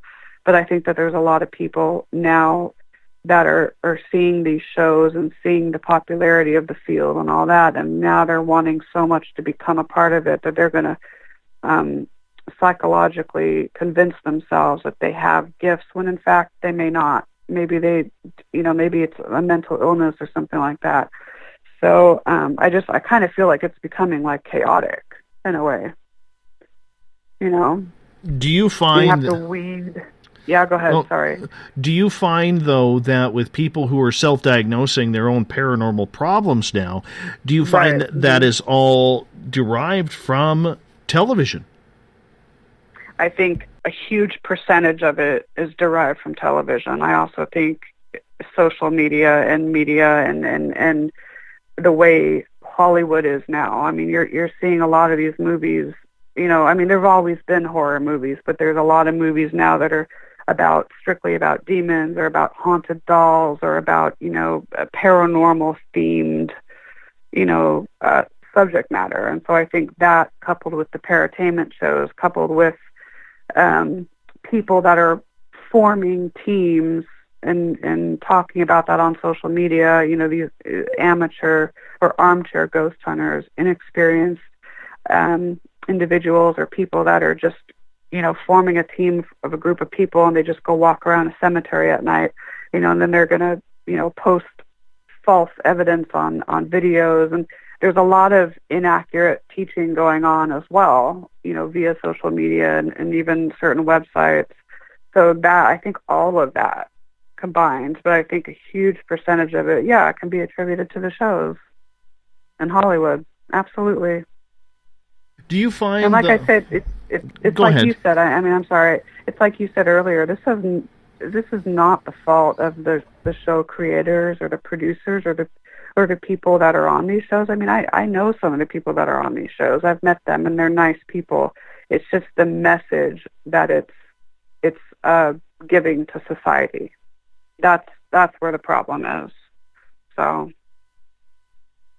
Do you think, though, that because we are seeing more people get in tune and have interest in the paranormal, that we are seeing a spike in energetic events around spirits all of a sudden cropping up out of nowhere? That could be, absolutely. I've always felt, too, recently that there might be this cosmic shift, and maybe we as mortals can't explain this, but some sort of universal cosmic shift that's almost making it easier for energies to communicate, if you will. But I think, too, that's where the tulpa and the thought projections come in, too. I think, a lot of people are projecting a lot of their opinions and their ideas and their feelings and their experiences onto the paranormal. That may create a life force in and of itself. So then you're kind of stuck with, okay, what's the true foundation, what's the true origin of the paranormal? Is it over here or is it this? I mean, just think about everyone's focus, everyone that's interested in the paranormal, whether they're, a genuine investigator or experienced investigator or someone that's just a ghost, someone, I like to say ghost hunters or those in it for thrills and chills. All those people, you put them together and you take all their minds, to mind thoughts about the field, about ghosts and spirits, that has to create some energy in and of itself. So does that mask the true paranormal energy out there? Is it interfering with that? Is it creating its own force? I mean, these are all things that I think of, and I know I'm kind of going kind of way out of the box here, but these are things that I think of. Couple questions coming in from our audience here from Periscope from Aaron, who is asking, what is your opinion then of paranormal teams or anybody investigating with ghost apps? Oh, this is a question that has been asked before, not just of me, but other people. You know what? I'm not some science geek to where, I'm not an engineer, I'm not a software developer. I've had people poo-poo a lot of these ghost apps. I'm talking about the apps like the Spud Pickles, Ghost Radar, things like that, or some of the more expensive apps that you can pay for. You know what? I'm not going to sit here and say, oh, yeah, I wouldn't use that because that doesn't work. How the hell do I know if that's not going to work? I mean, a technological person may offer his or her opinion and say, these are the reasons why this app is ineffective compared to this piece of equipment. That's great. And there may be truth, there may be validity to that. But we don't understand 100% of how energies manifest, or even their thought process, or how they, communicate with us. We don't understand that. So, I mean, we don't even understand them completely. So who am I to sit here and say, well, yeah, no, that app is a piece of shit. Excuse my French. Maybe it is, maybe it isn't. But I like to keep an open mind, and it's like, if you want to try an experiment with it, try the experiment. That's just my advice. I mean, it could be with any piece of equipment. My advice is know how it works, know why you're using this piece of equipment, read the manual, know how it works, things like that. But, I once knew two investigators, and they were buddies with each other, and one loved to use the Ghost Radar Spud Pickles app. Okay.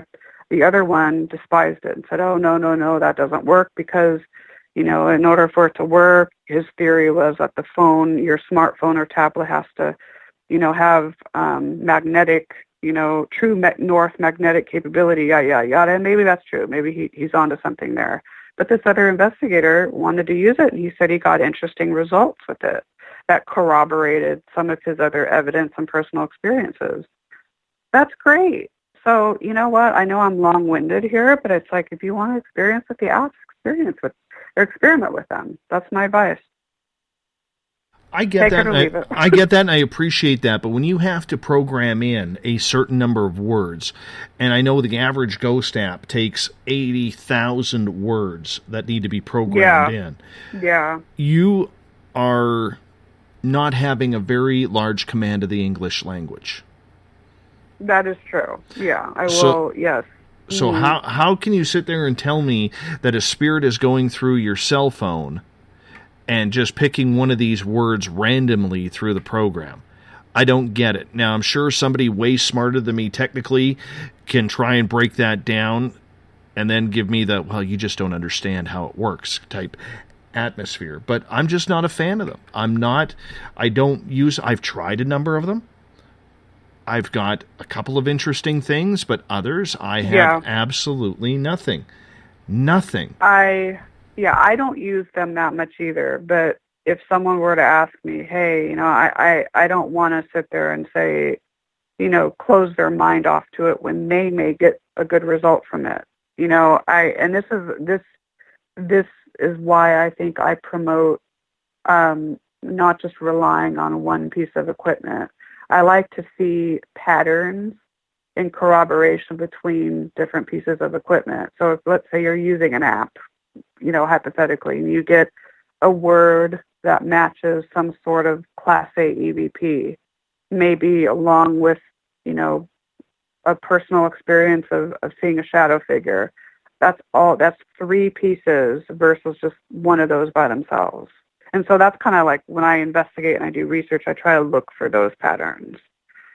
So, yeah, I tend to be a little analytical. But again, I'm not a super techie person. I know the equipment that I have. I know how to use it because I read, I get training on it, whatever. But, I'm not some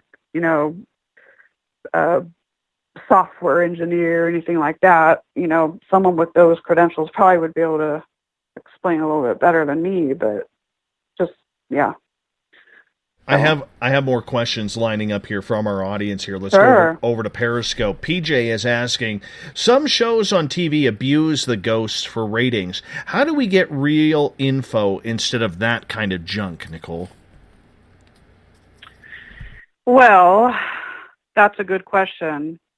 I think that it has to do with the shows. If these are, like I said, and I lumped some of them into the paratainment category, if that's the goal of the show, to get ratings, they have to either find another way to get ratings that is not, disrespectful to the entity.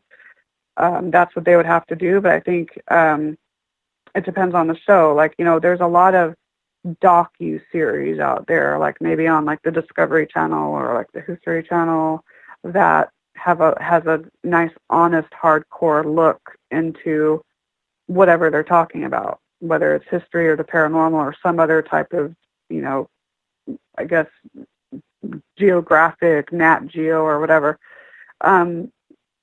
Those types of shows, I think, lean more toward the educational and informative. Okay, so they're maybe not as into pleasure or, again, with this word paratainment ratings, whereas a lot of the shows that do provoke energies, I'm not going to mention names, we all know who they are, all know the titles of the shows. I just think they're in for a certain set of ratings, and they have to do what they have to do to get those ratings. I'm not even sure if I answered this question. I've been up several hours today. But honestly, I mean, I think that a lot of these entertainment-based shows on the paranormal need to just not exist anymore. I think if those just go away, there might be a lasting impression from the ones that have been on. But if you just stop them and nip them in the bud and change or replace those with more, they may not be as entertaining, but maybe more educational and informative shows, well, we might see a shift. We might see a change. But I just keep, like Destination America, that channel, that network, I just, and this has nothing to do with the creativity of the people that come up with these shows and the crew and producers and directors and, they all have to make their money and everything, but it's the message that's relayed. I mean, are you kidding me? Like, it's just, it's like having a bunch of shows on, that show called Teachers, and it's kind of a mock of, real life teaching, and it's about these few women teachers, and everything that they do in that show is completely, like in real life, no teacher could get away with that. It's kind of the same type when you equate it. It's like similar to the paranormal shows. It's like, so what am I trying to get at? But like you see that show and it's entertainment. You know that you couldn't get away with some of the behaviors that those cast members have on the show in real life teaching. I wish people could differentiate that in the paranormal, and it's not always that way. It's like they might see something on it, like one of these paratainment shows, and be like, "Wow, that's what I could do," or "Really, is that how it's done?" When it's not the correct way of doing something. So it's not as transparent. I'm rambling on, I know, but you kind of get the drift. Yeah, we get it. I think you described it very well. But this leads to Gail's question, who says, Nicole, where do you think the line is drawn then between paranormal investigation and exploitation? If I were a ghost, I would not appreciate people invading my space to poke around in my world. This is an excellent question, and I think in many ways, even us or the people that care a lot about the field and try to do their best to not exploit energies, and like I said, be advocates for them, even though there's that mentality, are we inadvertently still exploiting them? Yes, I think so. And this is such an excellent question, and I think that there is such a fine line. And I think in order to not exploit the energies completely, we would have to not investigate. We would have to not do a lot of research. This even goes to sometimes writing books and stuff. I think how I try to make up for it is in my approach. I try to let the energies know as best as I can that I care, that I'm here to learn, that I'm here like I said, to learn. I respect you. I'm going to try to respect your boundaries as much as I can. And I try to let them know that I'm not here for ill purposes. And that's how I try to make up for it. But even as kind as I can be and as respectful as I think I am, am I or anyone still inadvertently exploiting them? Possibly, yeah. So, that's just such an excellent question, and I always try in whether I'm writing a book or writing an article or on an investigation, I try to in many ways put myself in that energy's shoes and say, okay, what would if I was an entity, what would I consider exploitation? And I would kind of, like I said, try to put myself in that entity's shoes. And so I would come up with, if I were an entity, this is what I would consider exploitation. And I would try to avoid that at all costs. But it's an excellent question. Nicole, Jade is asking, what do you think is a trend out there right now that will fade somewhat in the paranormal community? Oh, gosh. The other day, if this was early in the morning, I'd jump, and I'm like, I've been up many hours. I think one that I can think of is a lot of equipment that's being developed. So some of the, there's a lot of, and not to knock people that want to develop equipment, that's cool, that's awesome, but I think a lot of these so-called experimental gadgets, like the Boo Buddy Bear, I'm not knocking that at all. But these stuffed animal trigger objects, things like that, I think, and other pieces of equipment, I think the usage of those may fade. I find certain hypes with certain equipment, pieces of equipment, and I find that the pieces that kind of remain for the long haul are the classic, good video camera, good 35 millimeter camera, good digital camera, good couple sets of audio recorders, a good EMF meter, things like that. That's one. Gosh, I was just talking about this the other day too, and I was talking about a bunch of stuff. I'm trying to think of some of the other things I saw. I think one of the fads that I've seen die off recently Nicole, that has died off is not everybody has a television, promo shoot anymore. Yeah, that's right. Mm-hmm. That's right. When I started in this, it seemed like every ghost hunt team, we have a network looking at us, and we're developing a 6-show pilot. Yeah. I must have heard that from about 35, 40 different groups before I finally said, that's it, I'm done. That's a good one. I'm done. That's a good one. But we don't hear that anymore. That's a good one. I think, too, along those lines are the T-shirts and, the paraphernalia. That was really big several years back. That's a good one that you mentioned. I also like the one where, as I mentioned earlier and mentioned briefly, you get somebody who has been, is 21 years old, and they've been a demonologist for 11 years. Yeah, exactly. Right. Or they've been in the field for 6 months, or they may have gone on 3 investigations, and they call themselves, now I'm an investigator. It's I was just talking to Allie about this the other day, and she's like, I had to put in years of work in order to classify myself as an investigator. I'm like, yeah, I hear you on that completely. I like that one. The titles, I think there was a huge fad too, and maybe it exists a little bit nowadays, but I don't see it as much of EVP, specialist or gosh, what are some others? Lead investigator, case manager. I sometimes still use them, but I don't like to lock people or pigeonhole people into those. But those were really big too. You'd have the list of the team members and their names and then their title. EVP specialist, that one cracks me up. You wear headphones and listen to tape. Right. I prefer. How the hell are you a specialist? You wear headphones and listen to tape, and you turn up the tape as loud as you can to hear if you hear something. But apparently you're a specialist. Come on. Right. Come on. Yeah. Yeah, I hear you.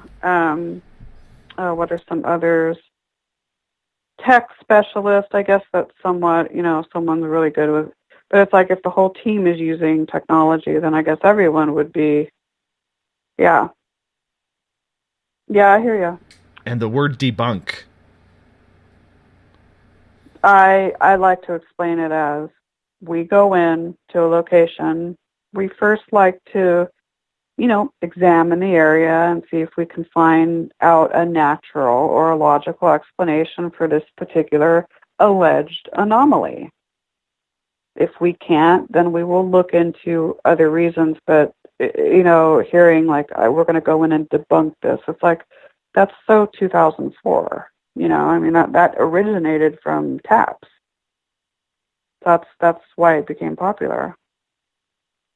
I can't stand that word. I don't know why. Unfortunately, sometimes you have to use it, but I really don't like to use it. I really don't. It just trigger words. I agree. It's like trigger words, or the other one, team scientist.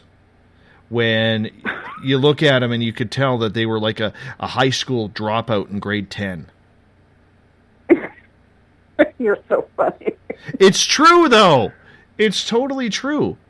And these titles and everything, that we do for self-indulgence, I kind of looked at it last night. Like Tessa Nicole Thomas, my Sunday host, her and I were talking about it in the third hour last night. Paranormal teams have kind of become like strata council members, where you give them a title and all of a sudden they're full of power and rage and anger that they've never seen in their lives. Right. Strata council goat paranormal investigator. That's a dangerous person. I hear you. I know a team here that actually has someone who got 2 PhDs, I guess, simultaneously, and so I guess then they have someone else, I guess, got a degree in software engineering. So I think if you have those credentials behind you, that's one thing. But it's funny when people that don't have those credentials behind them might say, "Oh yeah, I'm a this or that." You know what I mean? So it's just kind of, it's odd. Someone should write a book about all these weird little fads. It would be a good read. What about the money involved? There is a big there is a big debate in the entire paranormal field about money. Yes. Do you charge? Yeah. Do you charge? Do you not charge? And I have to tell you, I'm on the fence about this. I really am on the fence about it because I do believe people should be able to make money. I really do. Whether you're doing a show like this or whether you are washing cars for a living or ghost hunting, I do believe people should be able to make money. But this subject is so subjective. Right. It's dangerous to collect. And I do not think if I had, like we're just beginning our paranormal team up here, I don't know if I would charge for it. I think it depends. Like if you're operating a radio show and your subject matter includes the paranormal, that's one thing, But if you're going in and investigating someone's house and you want those people to pay $500, I think, to me, this is me personally, I think that that's unethical. And the reason why is because we don't, it's not like having an electrician coming in your house because that something's wrong with your air conditioner. There's, this component is not working. That's proven. That's one thing. Ghosts and spirits and what have you, paranormal energy is it's not proven. It probably will never be proven of the what, when, why, where, and how, if you will.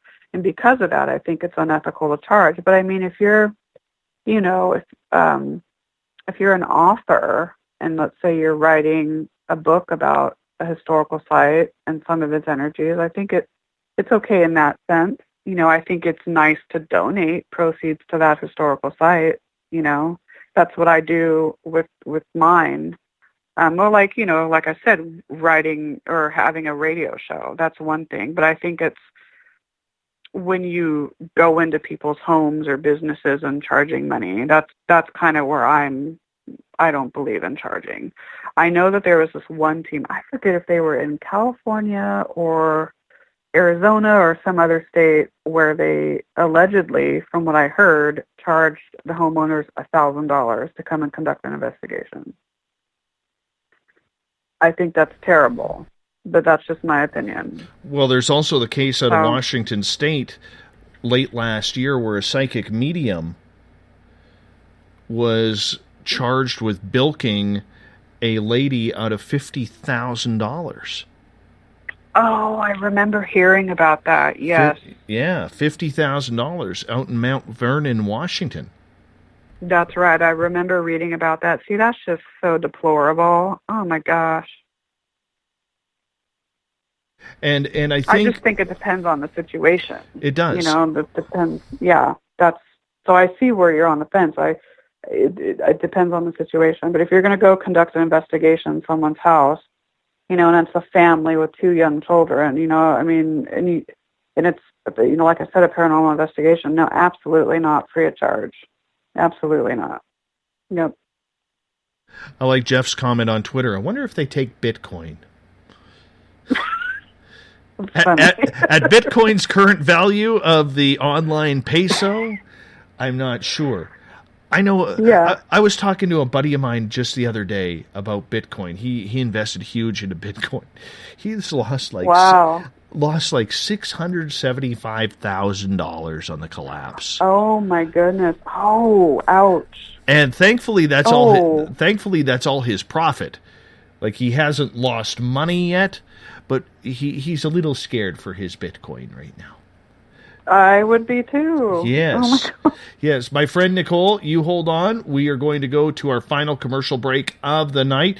Nicole Strickland is our guest tonight, paranormal author and investigator from San Diego, California. She's going to be a trooper. She's going for hour 3 here. We got to towel her off, get the sweat, get a little coffee in her, but she's going the distance on Spaced Out Radio. We'll be back with more right after this.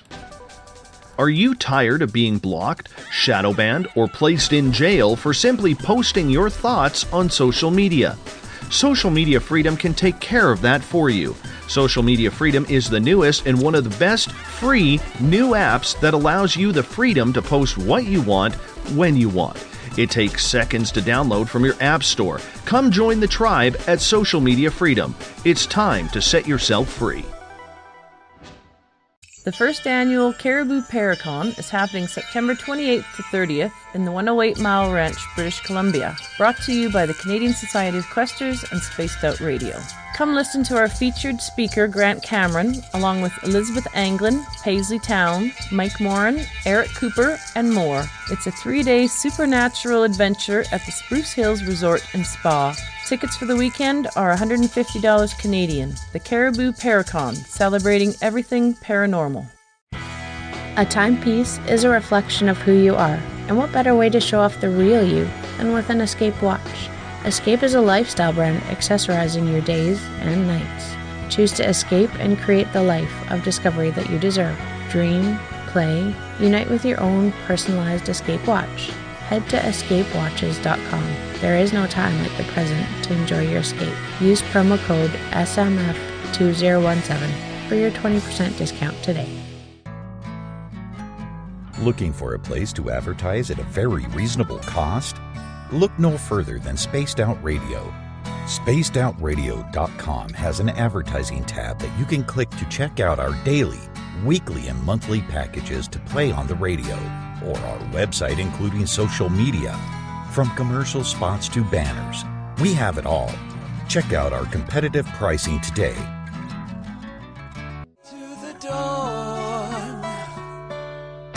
We are lighting the void on Saturday nights on Spaced Out Radio. Hey, this is Joe Roop, and I'm hanging out in SOR headquarters every Saturday night, bringing you the latest news when it comes to the weird and strange. Bigfoot, occult, UFOs, ghosts, and everything in between, I got you covered. You can tune in to SpacedOutRadio.com starting at 9 p.m. Pacific, midnight Eastern Time. Come travel into the void with us on Spaced Out Saturdays. Not ready for bed on Saturday night? right after Spaced Out Saturdays, hop on over to S4 with Corey Ruiz and me, Eric Cooper from Forest Moon Paranormal. With S4, there are no limits to what we try and uncover. From government conspiracies to helping clean up the paranormal, no topic is safe on S4. We get to the heart of the matter, of the subjects you want to learn more about. So tune in on S4 starting at midnight Pacific, 3 a.m. Eastern, only on SpacedOutRadio.com.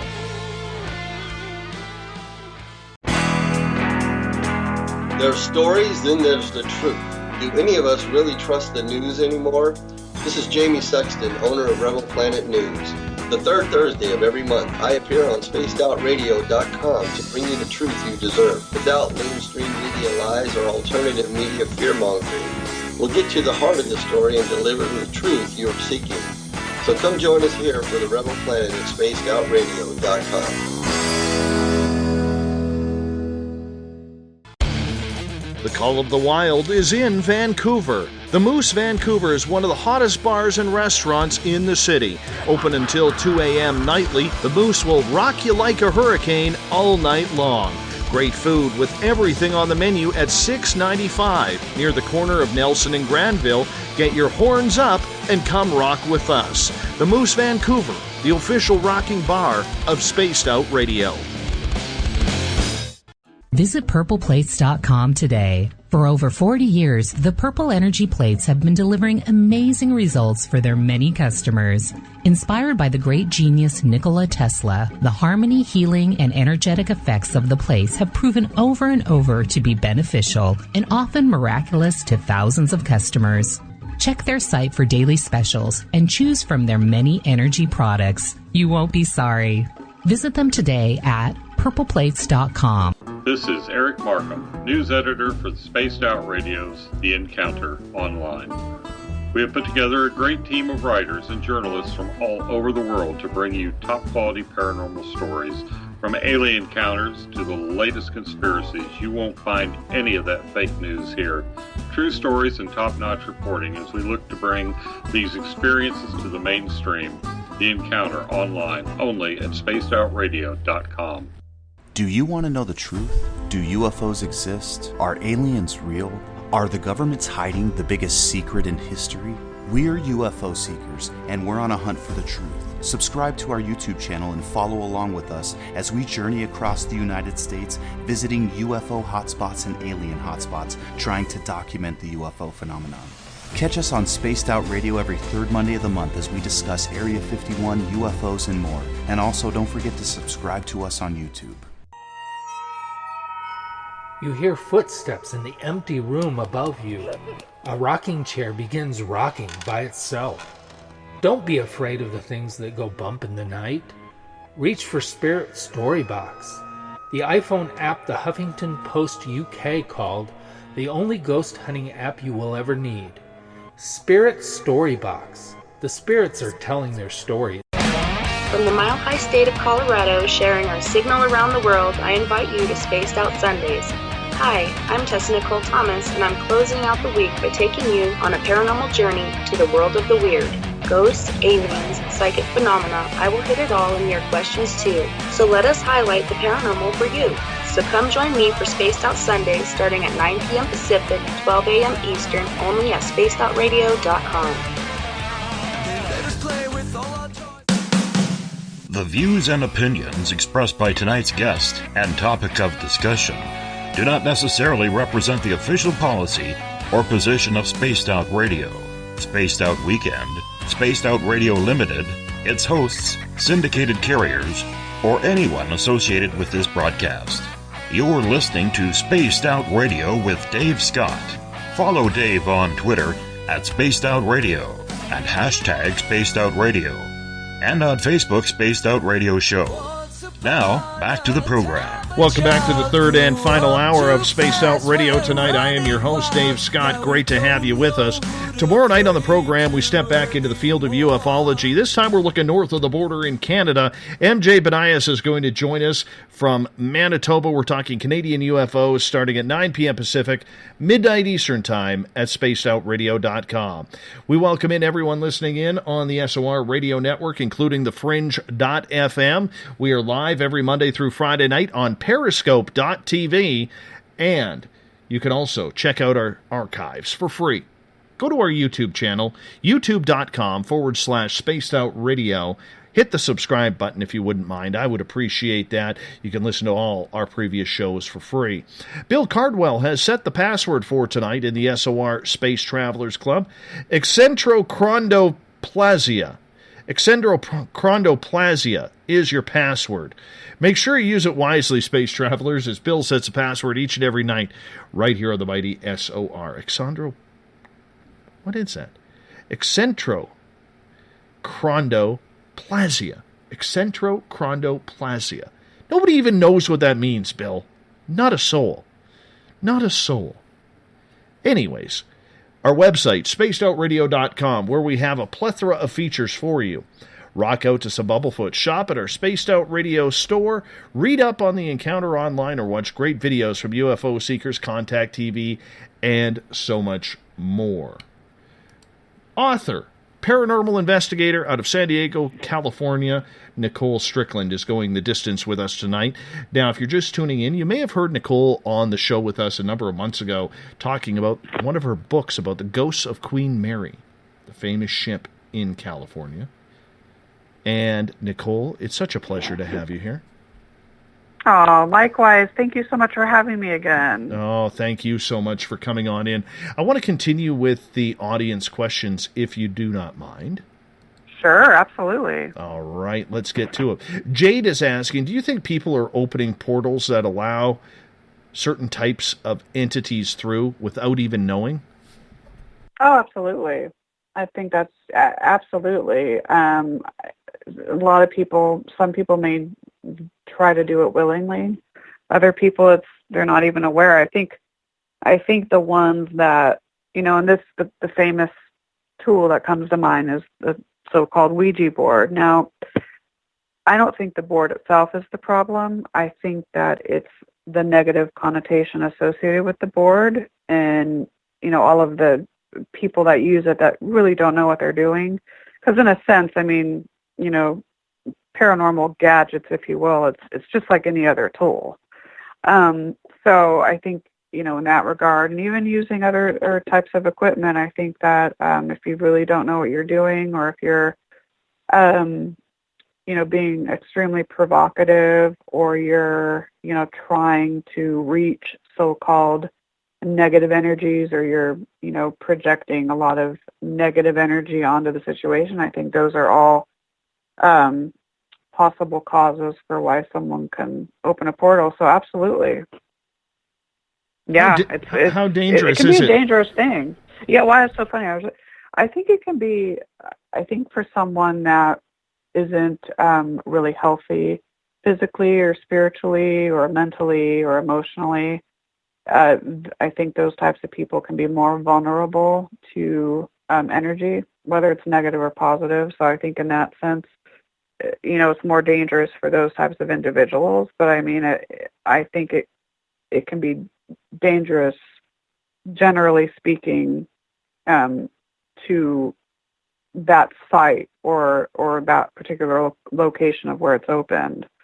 So I think it just depends. That's why another reason to kind of counteract that, if you will, is to know what you're doing, go in with professionalism, make sure that you, the night before you investigate, if you will, get proper sleep and have proper nutrition, no alcohol or any sorts of drugs, 24 plus hours before, things like that. So if you're going to take those precautions, then you're going to be more protected. So it's just, I find that a lot of the people that inadvertently or purposely try to open these portals are the ones that basically want to wreak havoc, or they don't really know what they're doing. And it's sad. Yeah, what are your thoughts on that, Dave? Oh, so many thoughts on it all. I think there's a lot of people doing what teenagers do. And that is go right. Play with a Ouija board or a pendulum or dowsing or whatever you want to try and call in some certain spirits, because, I mean, I think we have this affinity in life to get scared. I don't think we look at the danger level that it actually is. Right. I mean, I'll bring, since the Queen Mary was just mentioned, and I think that this might be a great marketing plan to bring the ship more money, but I know they're opening a so-called room by the name of B340. And so they're marketing on that. And so they're charging people a pretty hefty amount of money to come stay in the room. They're giving them Ouija boards and other types of equipment to try to communicate with energies. Now, the interesting thing about B340, I'm not going to really get into the Queen Mary so much, but a lot of the rumors and myths and fables surrounding that room are not true. They were started when Disney managed the ship, when Disney Company managed the ship, okay, going back to the late 80s. So now they decided that room wasn't open for years. So now they've renovated it, made it a stateroom where people can, pay, I think, around $500 a night to come stay in the room and, use the Ouija board and things like that. I think, and again, I'm not going to get so much into the Queen Mary, but I think that the ship has her own amazing way of protecting herself spiritually. But that's an example of what I'm talking about. You may get people that don't know what they're doing, or teenagers that are going in there and they're going to use the board and they may inadvertently open something up. So it's situations like that. And, a lot of people don't know the repercussions, of using the board without knowing what you're doing. So, yeah, we'll just have to see. But it is scary, in a way. It really is. Is there any way to control that or get the message out so that way people aren't hurting themselves? Or, once again, because there is no real rules that go along with anything, and games like the Ouija board are sold at, right, any like type of Toys toy R store. Us Exactly. Exactly. I think keep spreading the word and trying to educate people that it's not really the board itself, but it's the negative connotation with it, and teaching people to use the tool in a constructive way. I think getting that word out. I think educating historical sites and even their marketing teams. But I'm saying experienced paranormal researchers. Educating these sites and saying, you're planning to do this, but just so you know, here are some of the consequences, and then maybe trying to devise ways to prevent those. I think that's all we really can do. Or, just stop using the board altogether, but I don't see that happening because, like you said, it's sold at Walmart and Toys R Us and things like that. And I'm not just strictly talking just about the board. I'm talking about in other ways, too. I think this is where education is key. And it's like, how everything kind of like goes back to the same thing. I think education is key. And again, you go back to the shows and they show, provocation, and they show using, for example, the Ouija board in weird ways and things like that. So they just need to get rid of a lot of these paratainment shows, and I think it'll be better.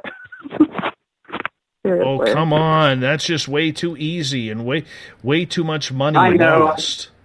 Way too much. Right? Exactly. I know. I was just being kind of sarcastic.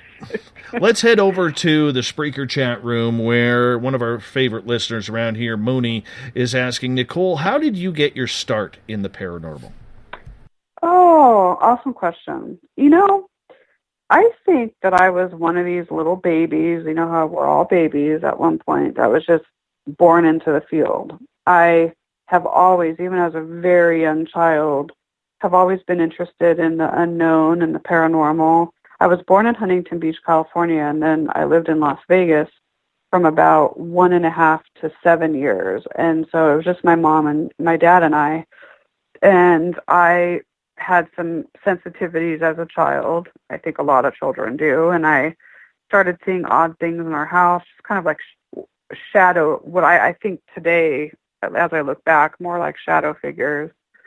And I had a so-called imaginary friend there in our Las Vegas home that, in retrospect, I don't think he was really an imaginary friend. I do think that I was communicating with an actual spiritual energy from like the 1800s gold rush area.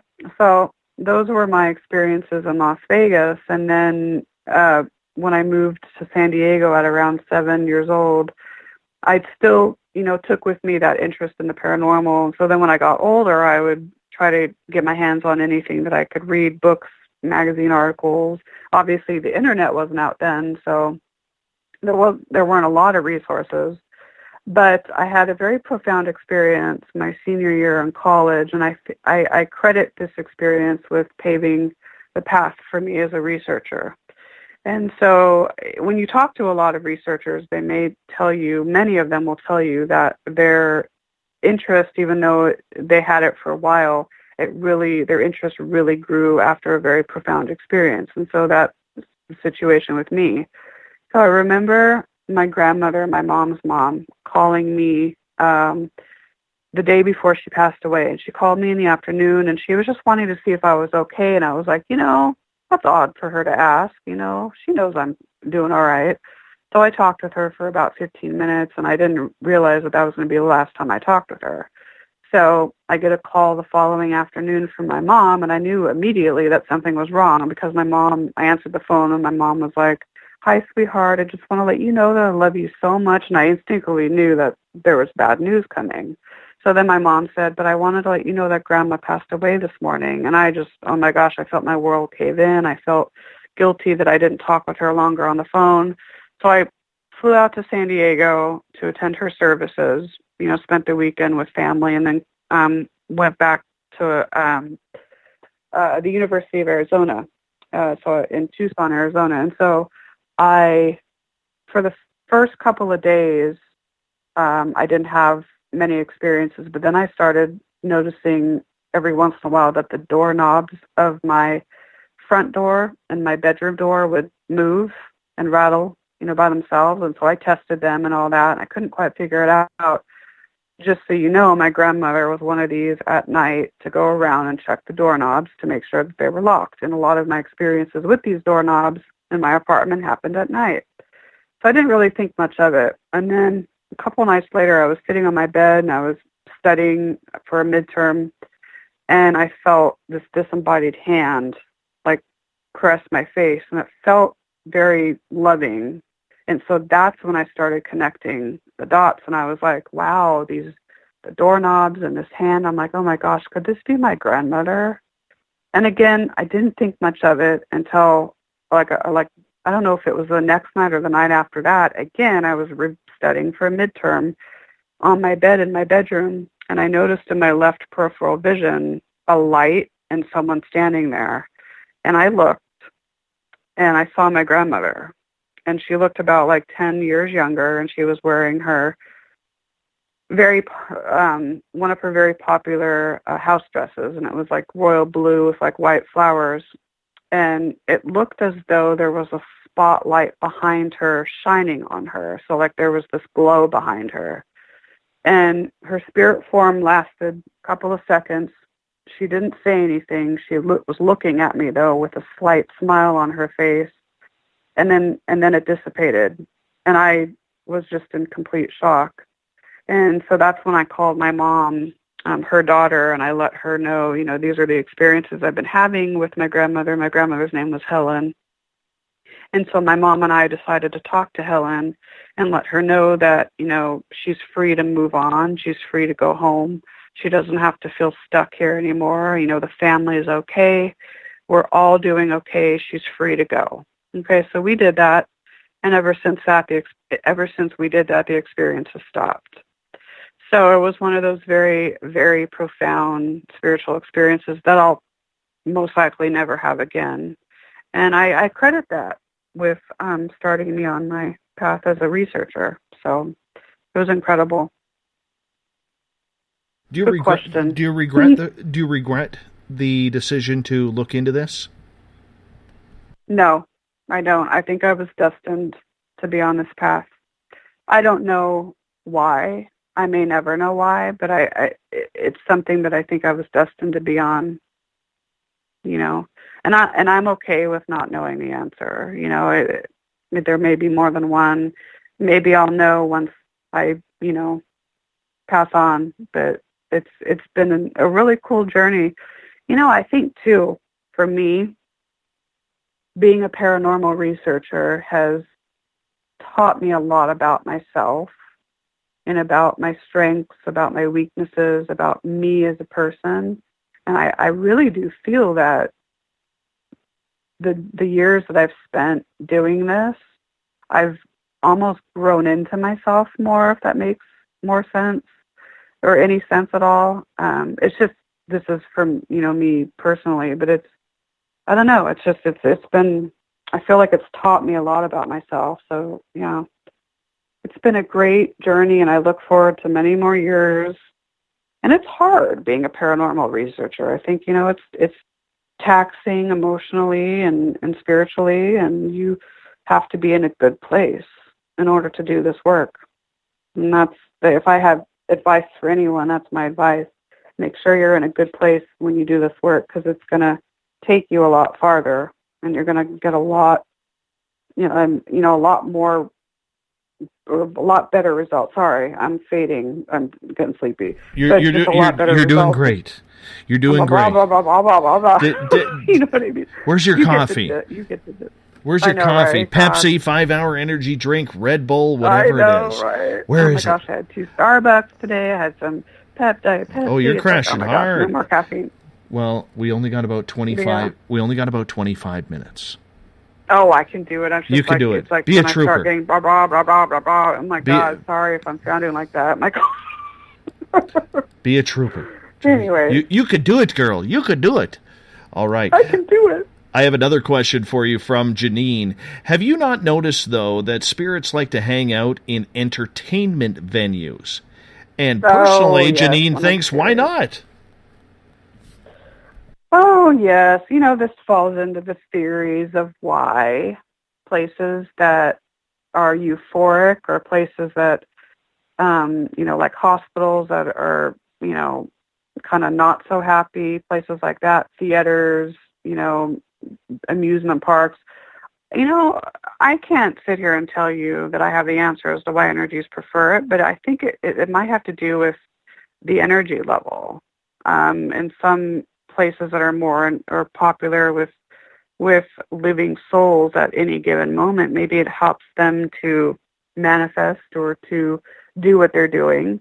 I don't know. But it is interesting, though, that, places like libraries or schools, hospitals, theaters, why there's a lot of paranormal energy in those locations. I just still think it has to do with, my theory anyways, is when you have a lot of living people and you have all of their energy combined in one location for an X amount of time, that may act as some sort of capacitor, or energizer for spiritual energies. I don't know. But what are your thoughts? You have some good opinions on. I always have an opinion on something. Is whether or not I like to give them. Because I've thought. I know. I thought about this too, though. I'm like, I wonder why that is. Maybe we're not supposed to know. I mean, if I was a ghost, of course I would want to travel around to amusement parks and rock concerts and hockey games and baseball diamonds all over the place and Las Vegas casinos. I could totally see myself doing that. That's not weird to me. That's totally I know, me either. Totally not weird to me. But I look at it on the other side where it would really suck if you don't hear anything at a concert, or you're not watching the movie and you're stuck there. Right, exactly. Mm-hmm. So I'm not too sure. I'm really not too sure about everything that kind of happens on the other side. I'm hoping they're having a good time, and I hope I hope they're going to the good places because there's good food or good entertainment. You can only have your fingers crossed. That's it. Right. That's it. I mean, we may never know as long as we're mortal, but the minute we pass on, we may kind of like in Beetlejuice. Here's your handbook. It answers all your questions. Maybe that happens. I don't know. But yeah, I don't know. That I'm totally convinced of. I'm totally convinced that there is a handbook for the dead, and I'll tell you why. When I ran into the ghost in my backyard and I saw a full body apparition of him, Yeah. I happened to have a psychic on that night named Angie Dixon out of New York, and we were talking about psychic dreaming. Oh, fantastic. And she ended up actually communicating with the guy. His name was Richard, but he goes by Rick. And apparently, according to Rick, I wasn't supposed to see him. They're not allowed to show us themselves. Well, that's interesting. Because Yeah. I see a lot, too. It's like, so I wonder... But Now, most that's of the time when you see something, it's out of the corner of your eye or just a quick flash, and you have to hope that you have a photographic memory to try and recall what it is you actually saw. But this guy was literally standing 15, 18 feet in front of me. Well, there was a reason that you saw him. There's some reason why you saw him. Whether he's aware of it or not, I don't know. I wasn't supposed to. Interesting. I wasn't supposed to. But very interesting. It all of a sudden, as you brought up the Beetlejuice, the dead person's handbook. I mean, it was hilarious. It really was hilarious. I kind of do believe in that though too. I feel like once we pass on from this realm, that all of our questions that we have now are going to become so crystal clear. I totally believe in that. But, and maybe the energies on the other side that are there now, maybe that's why we're not getting the answers because, they're not supposed to let us know. Maybe it's just the rule that they have. That's so, oh wow, that gives me goosebumps. That's pretty cool. That's what I believe. Gail is asking, what did Rick look like? He was about 5'7", 5'8", very thin. He had a white T-shirt on with the light-colored blue jeans. Yeah. And he had white runners on. He had darker hair. Very clear. Interesting. I think he had I can't remember if he had a good mustache or not. Was he younger, older? I'm going to say 40s, 30s, 40s. Okay, so yeah, younger. Yes. Oh. Aaron is saying on Periscope, might have been a mirror out there, and Dave just saw himself. No, Dave's way too fat, and this guy's way too skinny. Okay, you're not fat. I don't know. No, I can admit it. I can admit it. I have a plethora of girth. Well, girth can be a good thing. Oh, terrible. Anyhow, back to reality here for a second. Right before the break, we actually started talking about money, and that's how we got onto this whole conversation. Oh, that's right. In regards to money and charging. Have you ever had anybody with your ghost tour that you do complain that you're actually charging for a paranormal tour? No, we have not, and we do let guests know that their money goes and acts as a fundraiser toward the Friends of the Rancho Buena Vista Adobe. So I think that in many instances they respect that, but no, because they have to pre-register online and buy it's not a ticket, but they just register and then we get a roster of who registered. So no, we've never had anyone complain, which is a good thing. I'm hoping you haven't either. No, but it has been questioned on this show. In our chat rooms, it has been questioned. There's no such thing as a stupid question when it comes to the paranormal. Yeah, that would be sad if someone complained, especially if it's... They weren't complaining they weren't complaining, Nicole, when they asked. They were like, do you feel that it's a little bit of an oxymoron, saying you shouldn't be charging during investigations, but here you are conducting a paranormal tour, which is collecting money. Yeah, I see that. I think, though, if it's fundraising going to the site, I think that's, the difference. I think, if we were pocketing it all, which we wouldn't do anyways. Yeah.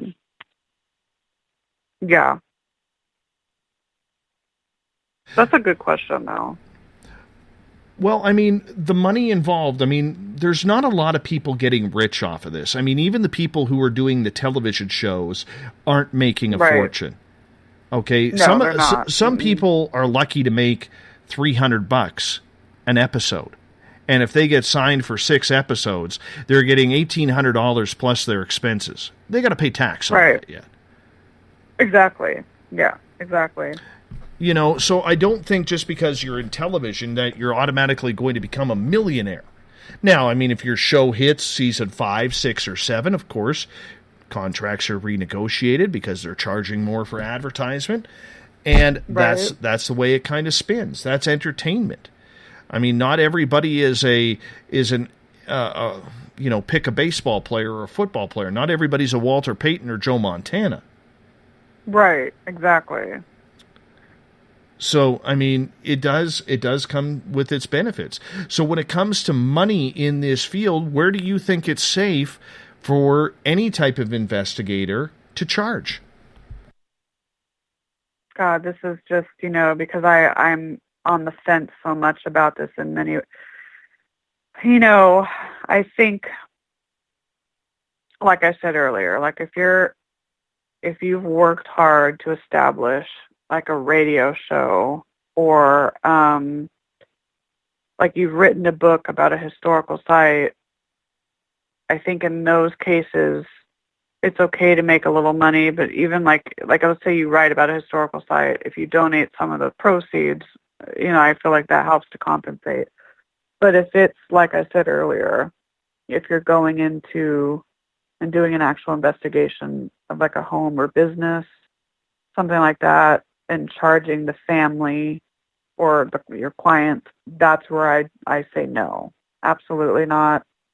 Or let's say someone wants to establish a conference, like a really well put together, paranormal research conference, to educate. Is it okay for them to make a little money as long as they put that money back toward, back into their conferences?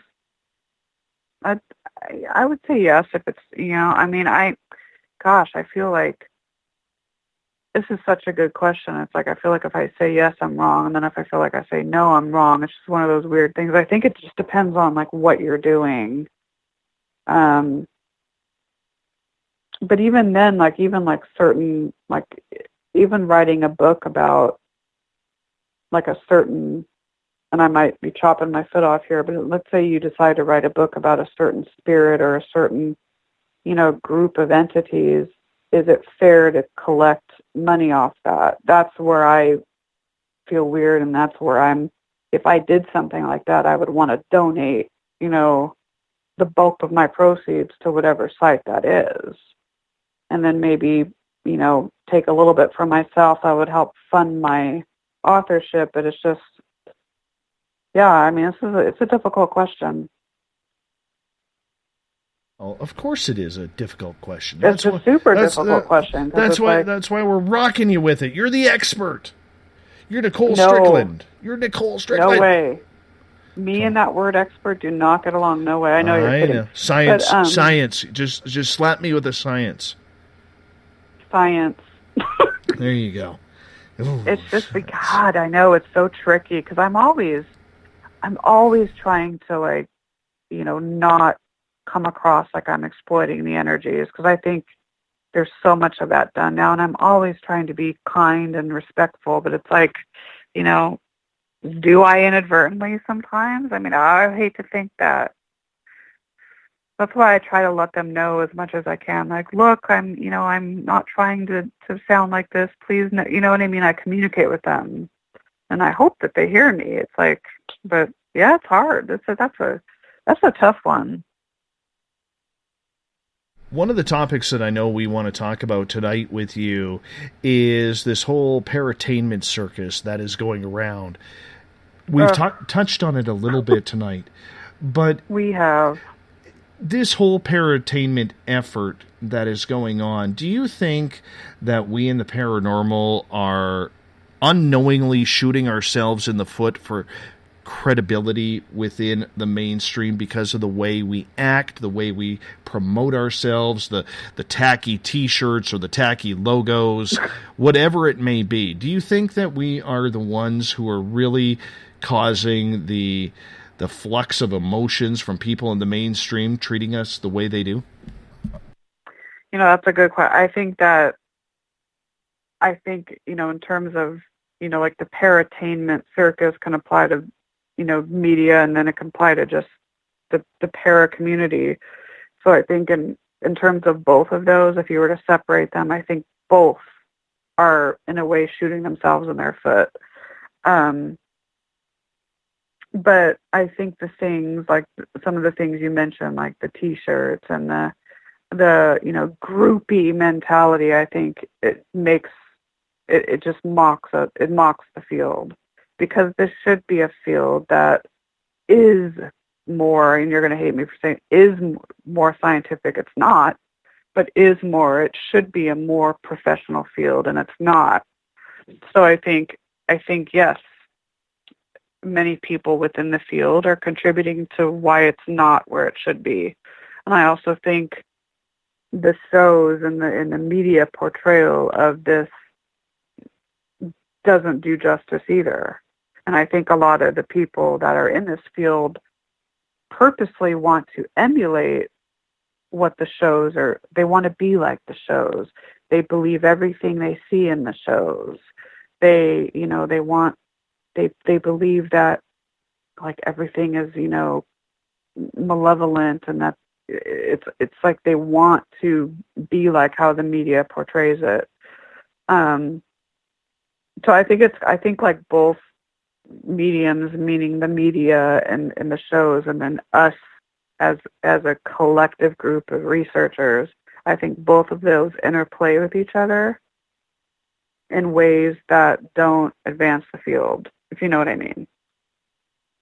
So how do we advance it with the respect of the mainstream public who may not believe what we are going through?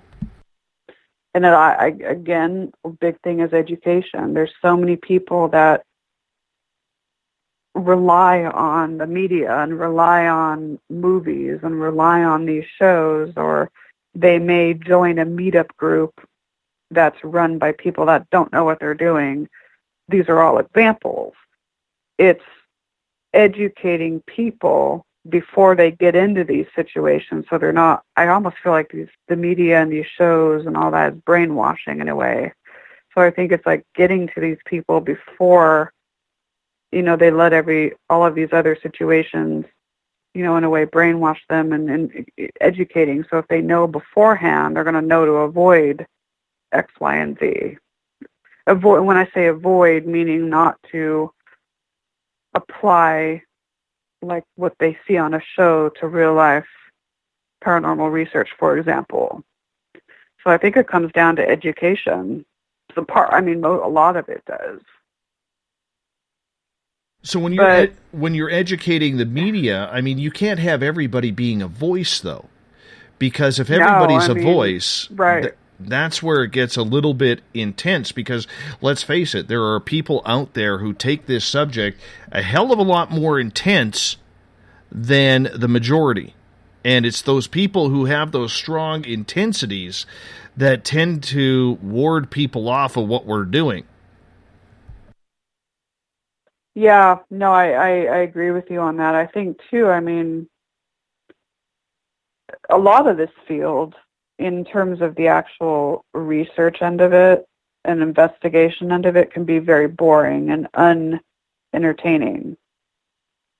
So I think if a lot of people know that, they're not going to want to get into the field. I think that there's so many reasons why people are into this field that have nothing to do with, the research or investigation end of it. They're into it because they want to get famous, or they, like I said earlier, they want to fulfill a childhood need, or they want to make some money, or they want to, have their 15 minutes of, I guess, famousness, if you will, or what they think is famous on TV. It's like, I think there's so many other reasons why people want to be in this field that have nothing to do with the investigation or research end of it. It's like they're in the field for the wrong reasons. I think there's that too. I want to get to what Gail wrote in Periscope because I think it's pretty legitimate. She says, as legitimate investigators, you should refuse to participate in the entertainment industry. Boycott the shows, Right. speak out against them, expose their unsavory behavior. You can't watch this crap and then complain about it. What is your thoughts? That, I think, is very, very, that's very well said. Absolutely very well said. And I think that there are a lot of people that complain about it. It's like, you know, when you complain about something, but then you don't do anything to try to replicate it, or not replicate, to change it. I think people want to speak out, but maybe they don't know how, or they're afraid. Maybe they're afraid they're going to be judged or what. I think it's going to take more than one or two people. I mean, I honestly feel, and I said this earlier, it's like I think that these shows and anything that portrays the paranormal in an entertaining fashion should be absolutely just obliterated. You know, I mean, how do we get there? Yeah, boycotting is a great idea. I think it's going to take a lot of work on our part because it's so infiltrated in our society. But, you know, it's so sad because I know people that just think that these shows are God. And it's like, you know, they'll talk about these so-called para-celebrities. I mean, what an oxymoron that is. Now talk about exploitative. The term para-celebrity is horribly exploitative of spiritual energies. Talk about that. I got invited to a paranormal conference a year ago. You know, and I was asked, okay, so I'm in British Columbia, which means that I'm about 3,800 miles away from Boston. All right? Right. And a lot of hours in travel, even including the flight. Of course. And yeah, no kidding.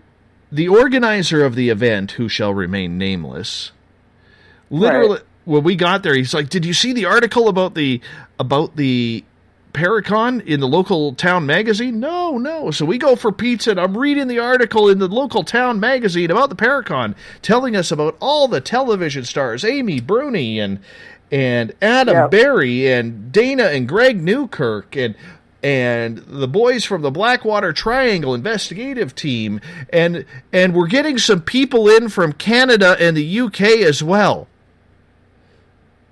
And I went, oh. Yeah. Really? Yeah. Really? Yeah. I did my speech to 15 people. 4 of those were members of my team that were there. Oh. And we were one of a couple of groups, including Tim from Spooky South Coast and their crew, who were speaking at the event as well, by the way, who didn't even get invited to the VIP dinner where all of the speaking guests were supposed to meet with VIPs. And how I found out about that event... That's just, I can't even, that's deplorable. Oh, I can't even. Oh, goodness. I can't. Oh, there's more. But wait, there's more. You have no idea. I'm like fuming right now. I'm sitting in the bar of the hotel. Beautiful area. I would travel back to Provincetown, Massachusetts tomorrow if I could. I'm not going in the water. Too many great white sharks. But either way. No, seriously. I've never been to a beach before where, I mean, you're in San Diego. Sharks everywhere. You know, I'm surprised they're not walking. We have them here. Surprised they're not walking down Main Street or something like that. Yeah, no kidding. They're here, I tell you. But nonetheless, I'm sitting in the bar after the conference is over, and there was 2 people, Dave and Maggie, who came down from New Hampshire. Fans of the show. They come down from New Hampshire, bought the VIP tickets because they thought they could sit. Oh my God! They thought they could sit at my table. And I said, "What dinner?" And they're like, "Oh my God!" I said, "We're going for a bite to eat in town. Do you want to join us?" They're like, "Well, aren't you going to the dinner, the VIP dinner?" And I said, "What dinner?" Yeah. And they're like, what do you mean? We bought VIP passes because we were hoping to hang out with you and chat with you and all this. And I'm like, I wasn't invited? First I'm hearing about this. This is the shit. Right. This is the shit. That's the sewage in that nice, beautiful, clear ocean. You know, this is, and what's sad is a lot of these TV people aren't nearly as devoted or passionate or put nearly the amount of hours in this field as those that don't have a TV show. This is the shit that I'm telling you. God, this is just, this makes me fume. You know, I actually spoke at Amy Bruni's Strange Escapes conference aboard the Queen Mary last year, and I will say she puts on a great event there, and you know, it was fun. But I could tell the people that were all into just the superficiality of it, and those were the ones that were buying the signed posters of the quote, you know, para-celebrities, unquote, and they were collecting all their little autographs and all that. You know, I mean, nothing wrong with that, but that there's a big message in that, and that tells me that that's what they're into. They're into just the superficiality and all that. They're not going to pay attention to, you know, Steve and you know, and whoever over here that, you know, maybe don't have a TV show, but have done so much for the field. You know, they've done everything else, but you know, it's disgusting. It's disgusting. Oh, I found it very hilarious. We ended up going out for a nice lobster dinner, and we'll see. Then they got to hang out with you. Oh yeah, it turned out fantastic. Awesome. The funny part about it was, but wait, there's more. Seriously, we run into the organizer on the street because we're club hopping that night. And, of course, yeah. And we run into the organizer of one of the main streets in town. Hey, what's going on for tomorrow? Oh, well, there's a couple of ghost hunts. Well, do you need our help? You know, we'd love to be able to participate. No. For you, the Paracon's done. It's all about the TV people now. Oh my God! So just go do your some touristy stuff, and thanks for coming. Wow, that was my honestly, that was the one experience that I've talked to other people who were there at that conference, and they're like, we are never going back. John Tenney, you know who John Tenney is? I know who John Tenney is. Okay. Yeah, I met him last year. Mm-hmm. John was like, I heard all about the nightmare, and I'm like, oh my God, dude, oh my God, it was horrific. So now we're kind of, you know, choosing our spots, shall we say, a little bit more wise. Little bit more fluid. Well, 1 second here. Aussie Andy is saying, it's freezing cold for me in 13 degrees Celsius. Aussie Andy, I'm going to tell you right now, it was 13 degrees Celsius here. I'm in shorts and a T-shirt. Whoa, shorts and a T-shirt, man. Celsius. Oh my God, this whole Southern California girl would have a problem with that. Well, that's Celsius, so that's about 57, 58 Fahrenheit. So, all right. I know. I'm telling you, anything under 65 and I'm freezing. All right. Oh yeah. Trip, one of my good listeners here, he's like an encyclopedia for this show. He's like, Dave, don't forget to tell Nicole about how your team helped set up the entire event, and then the organizer had the nerve to ask me if they were paying to get in. See, it's true. You know, I have no comment. You know what I'm thinking. I know. That's just terrible. Oh yeah. But this is the sewage that is leaking into.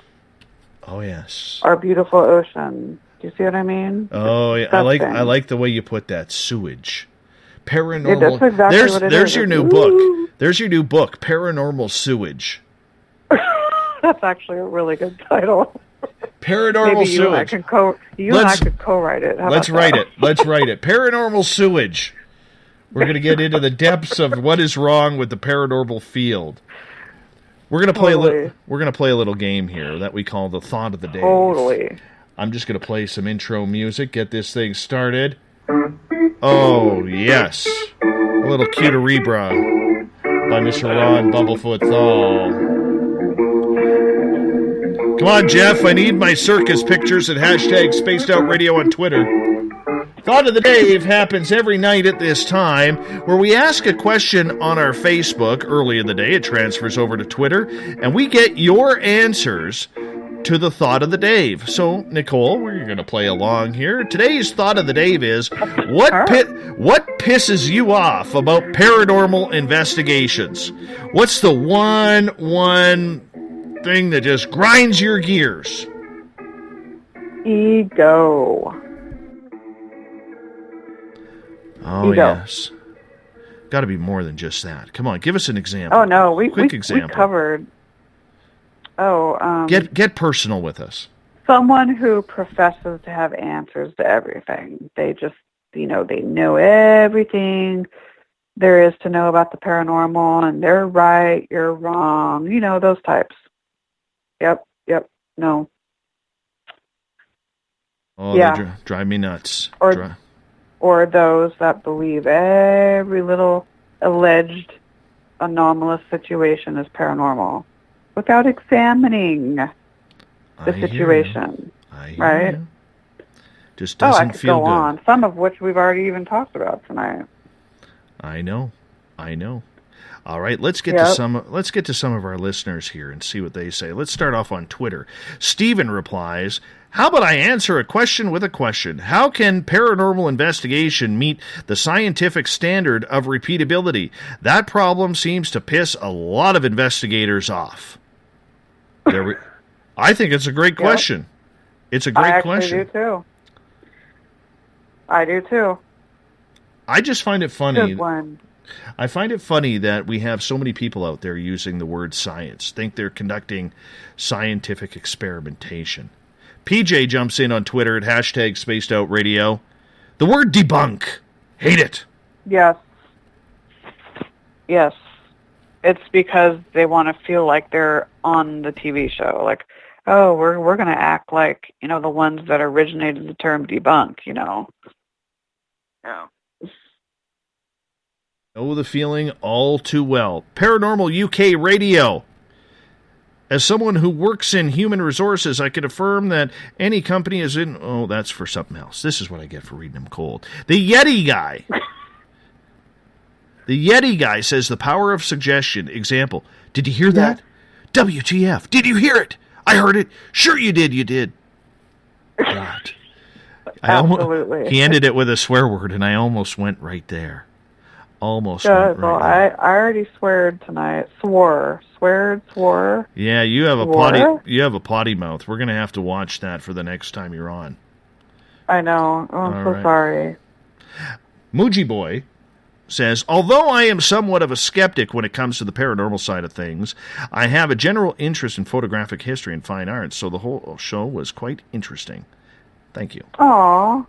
Awesome. Thank you. All right, let's get to some questions or some answers on Facebook here. Matthew states, people who jump to conclusions about everything. Right, that's right. Thinking that everything's paranormal. Yeah, Yep, Okay, I figured out mine. Paranormal television.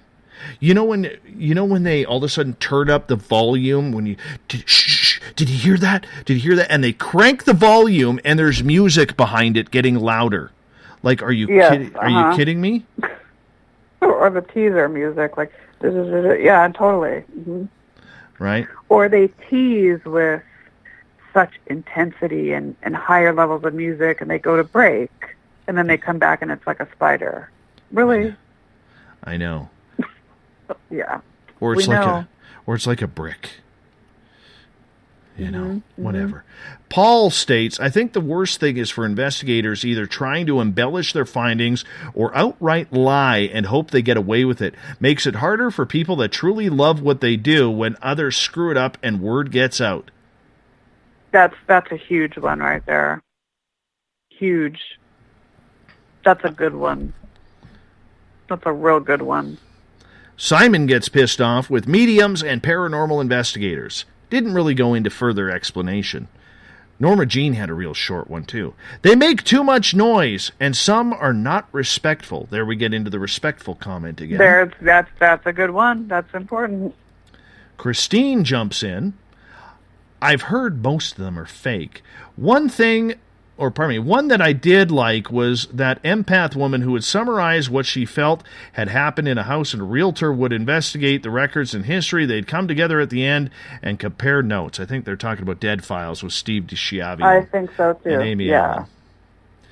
We've had people who have had those two investigate the house, and they don't even see each other on the film sets, until the end. Right, exactly, which is kind of, in a way, a really good thing. I think out of all the shows, it's one of the more professionally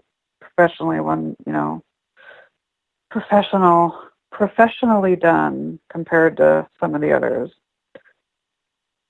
Jim Mallard from the Mallard Report jumps in and says, "Look what I've learned on TV.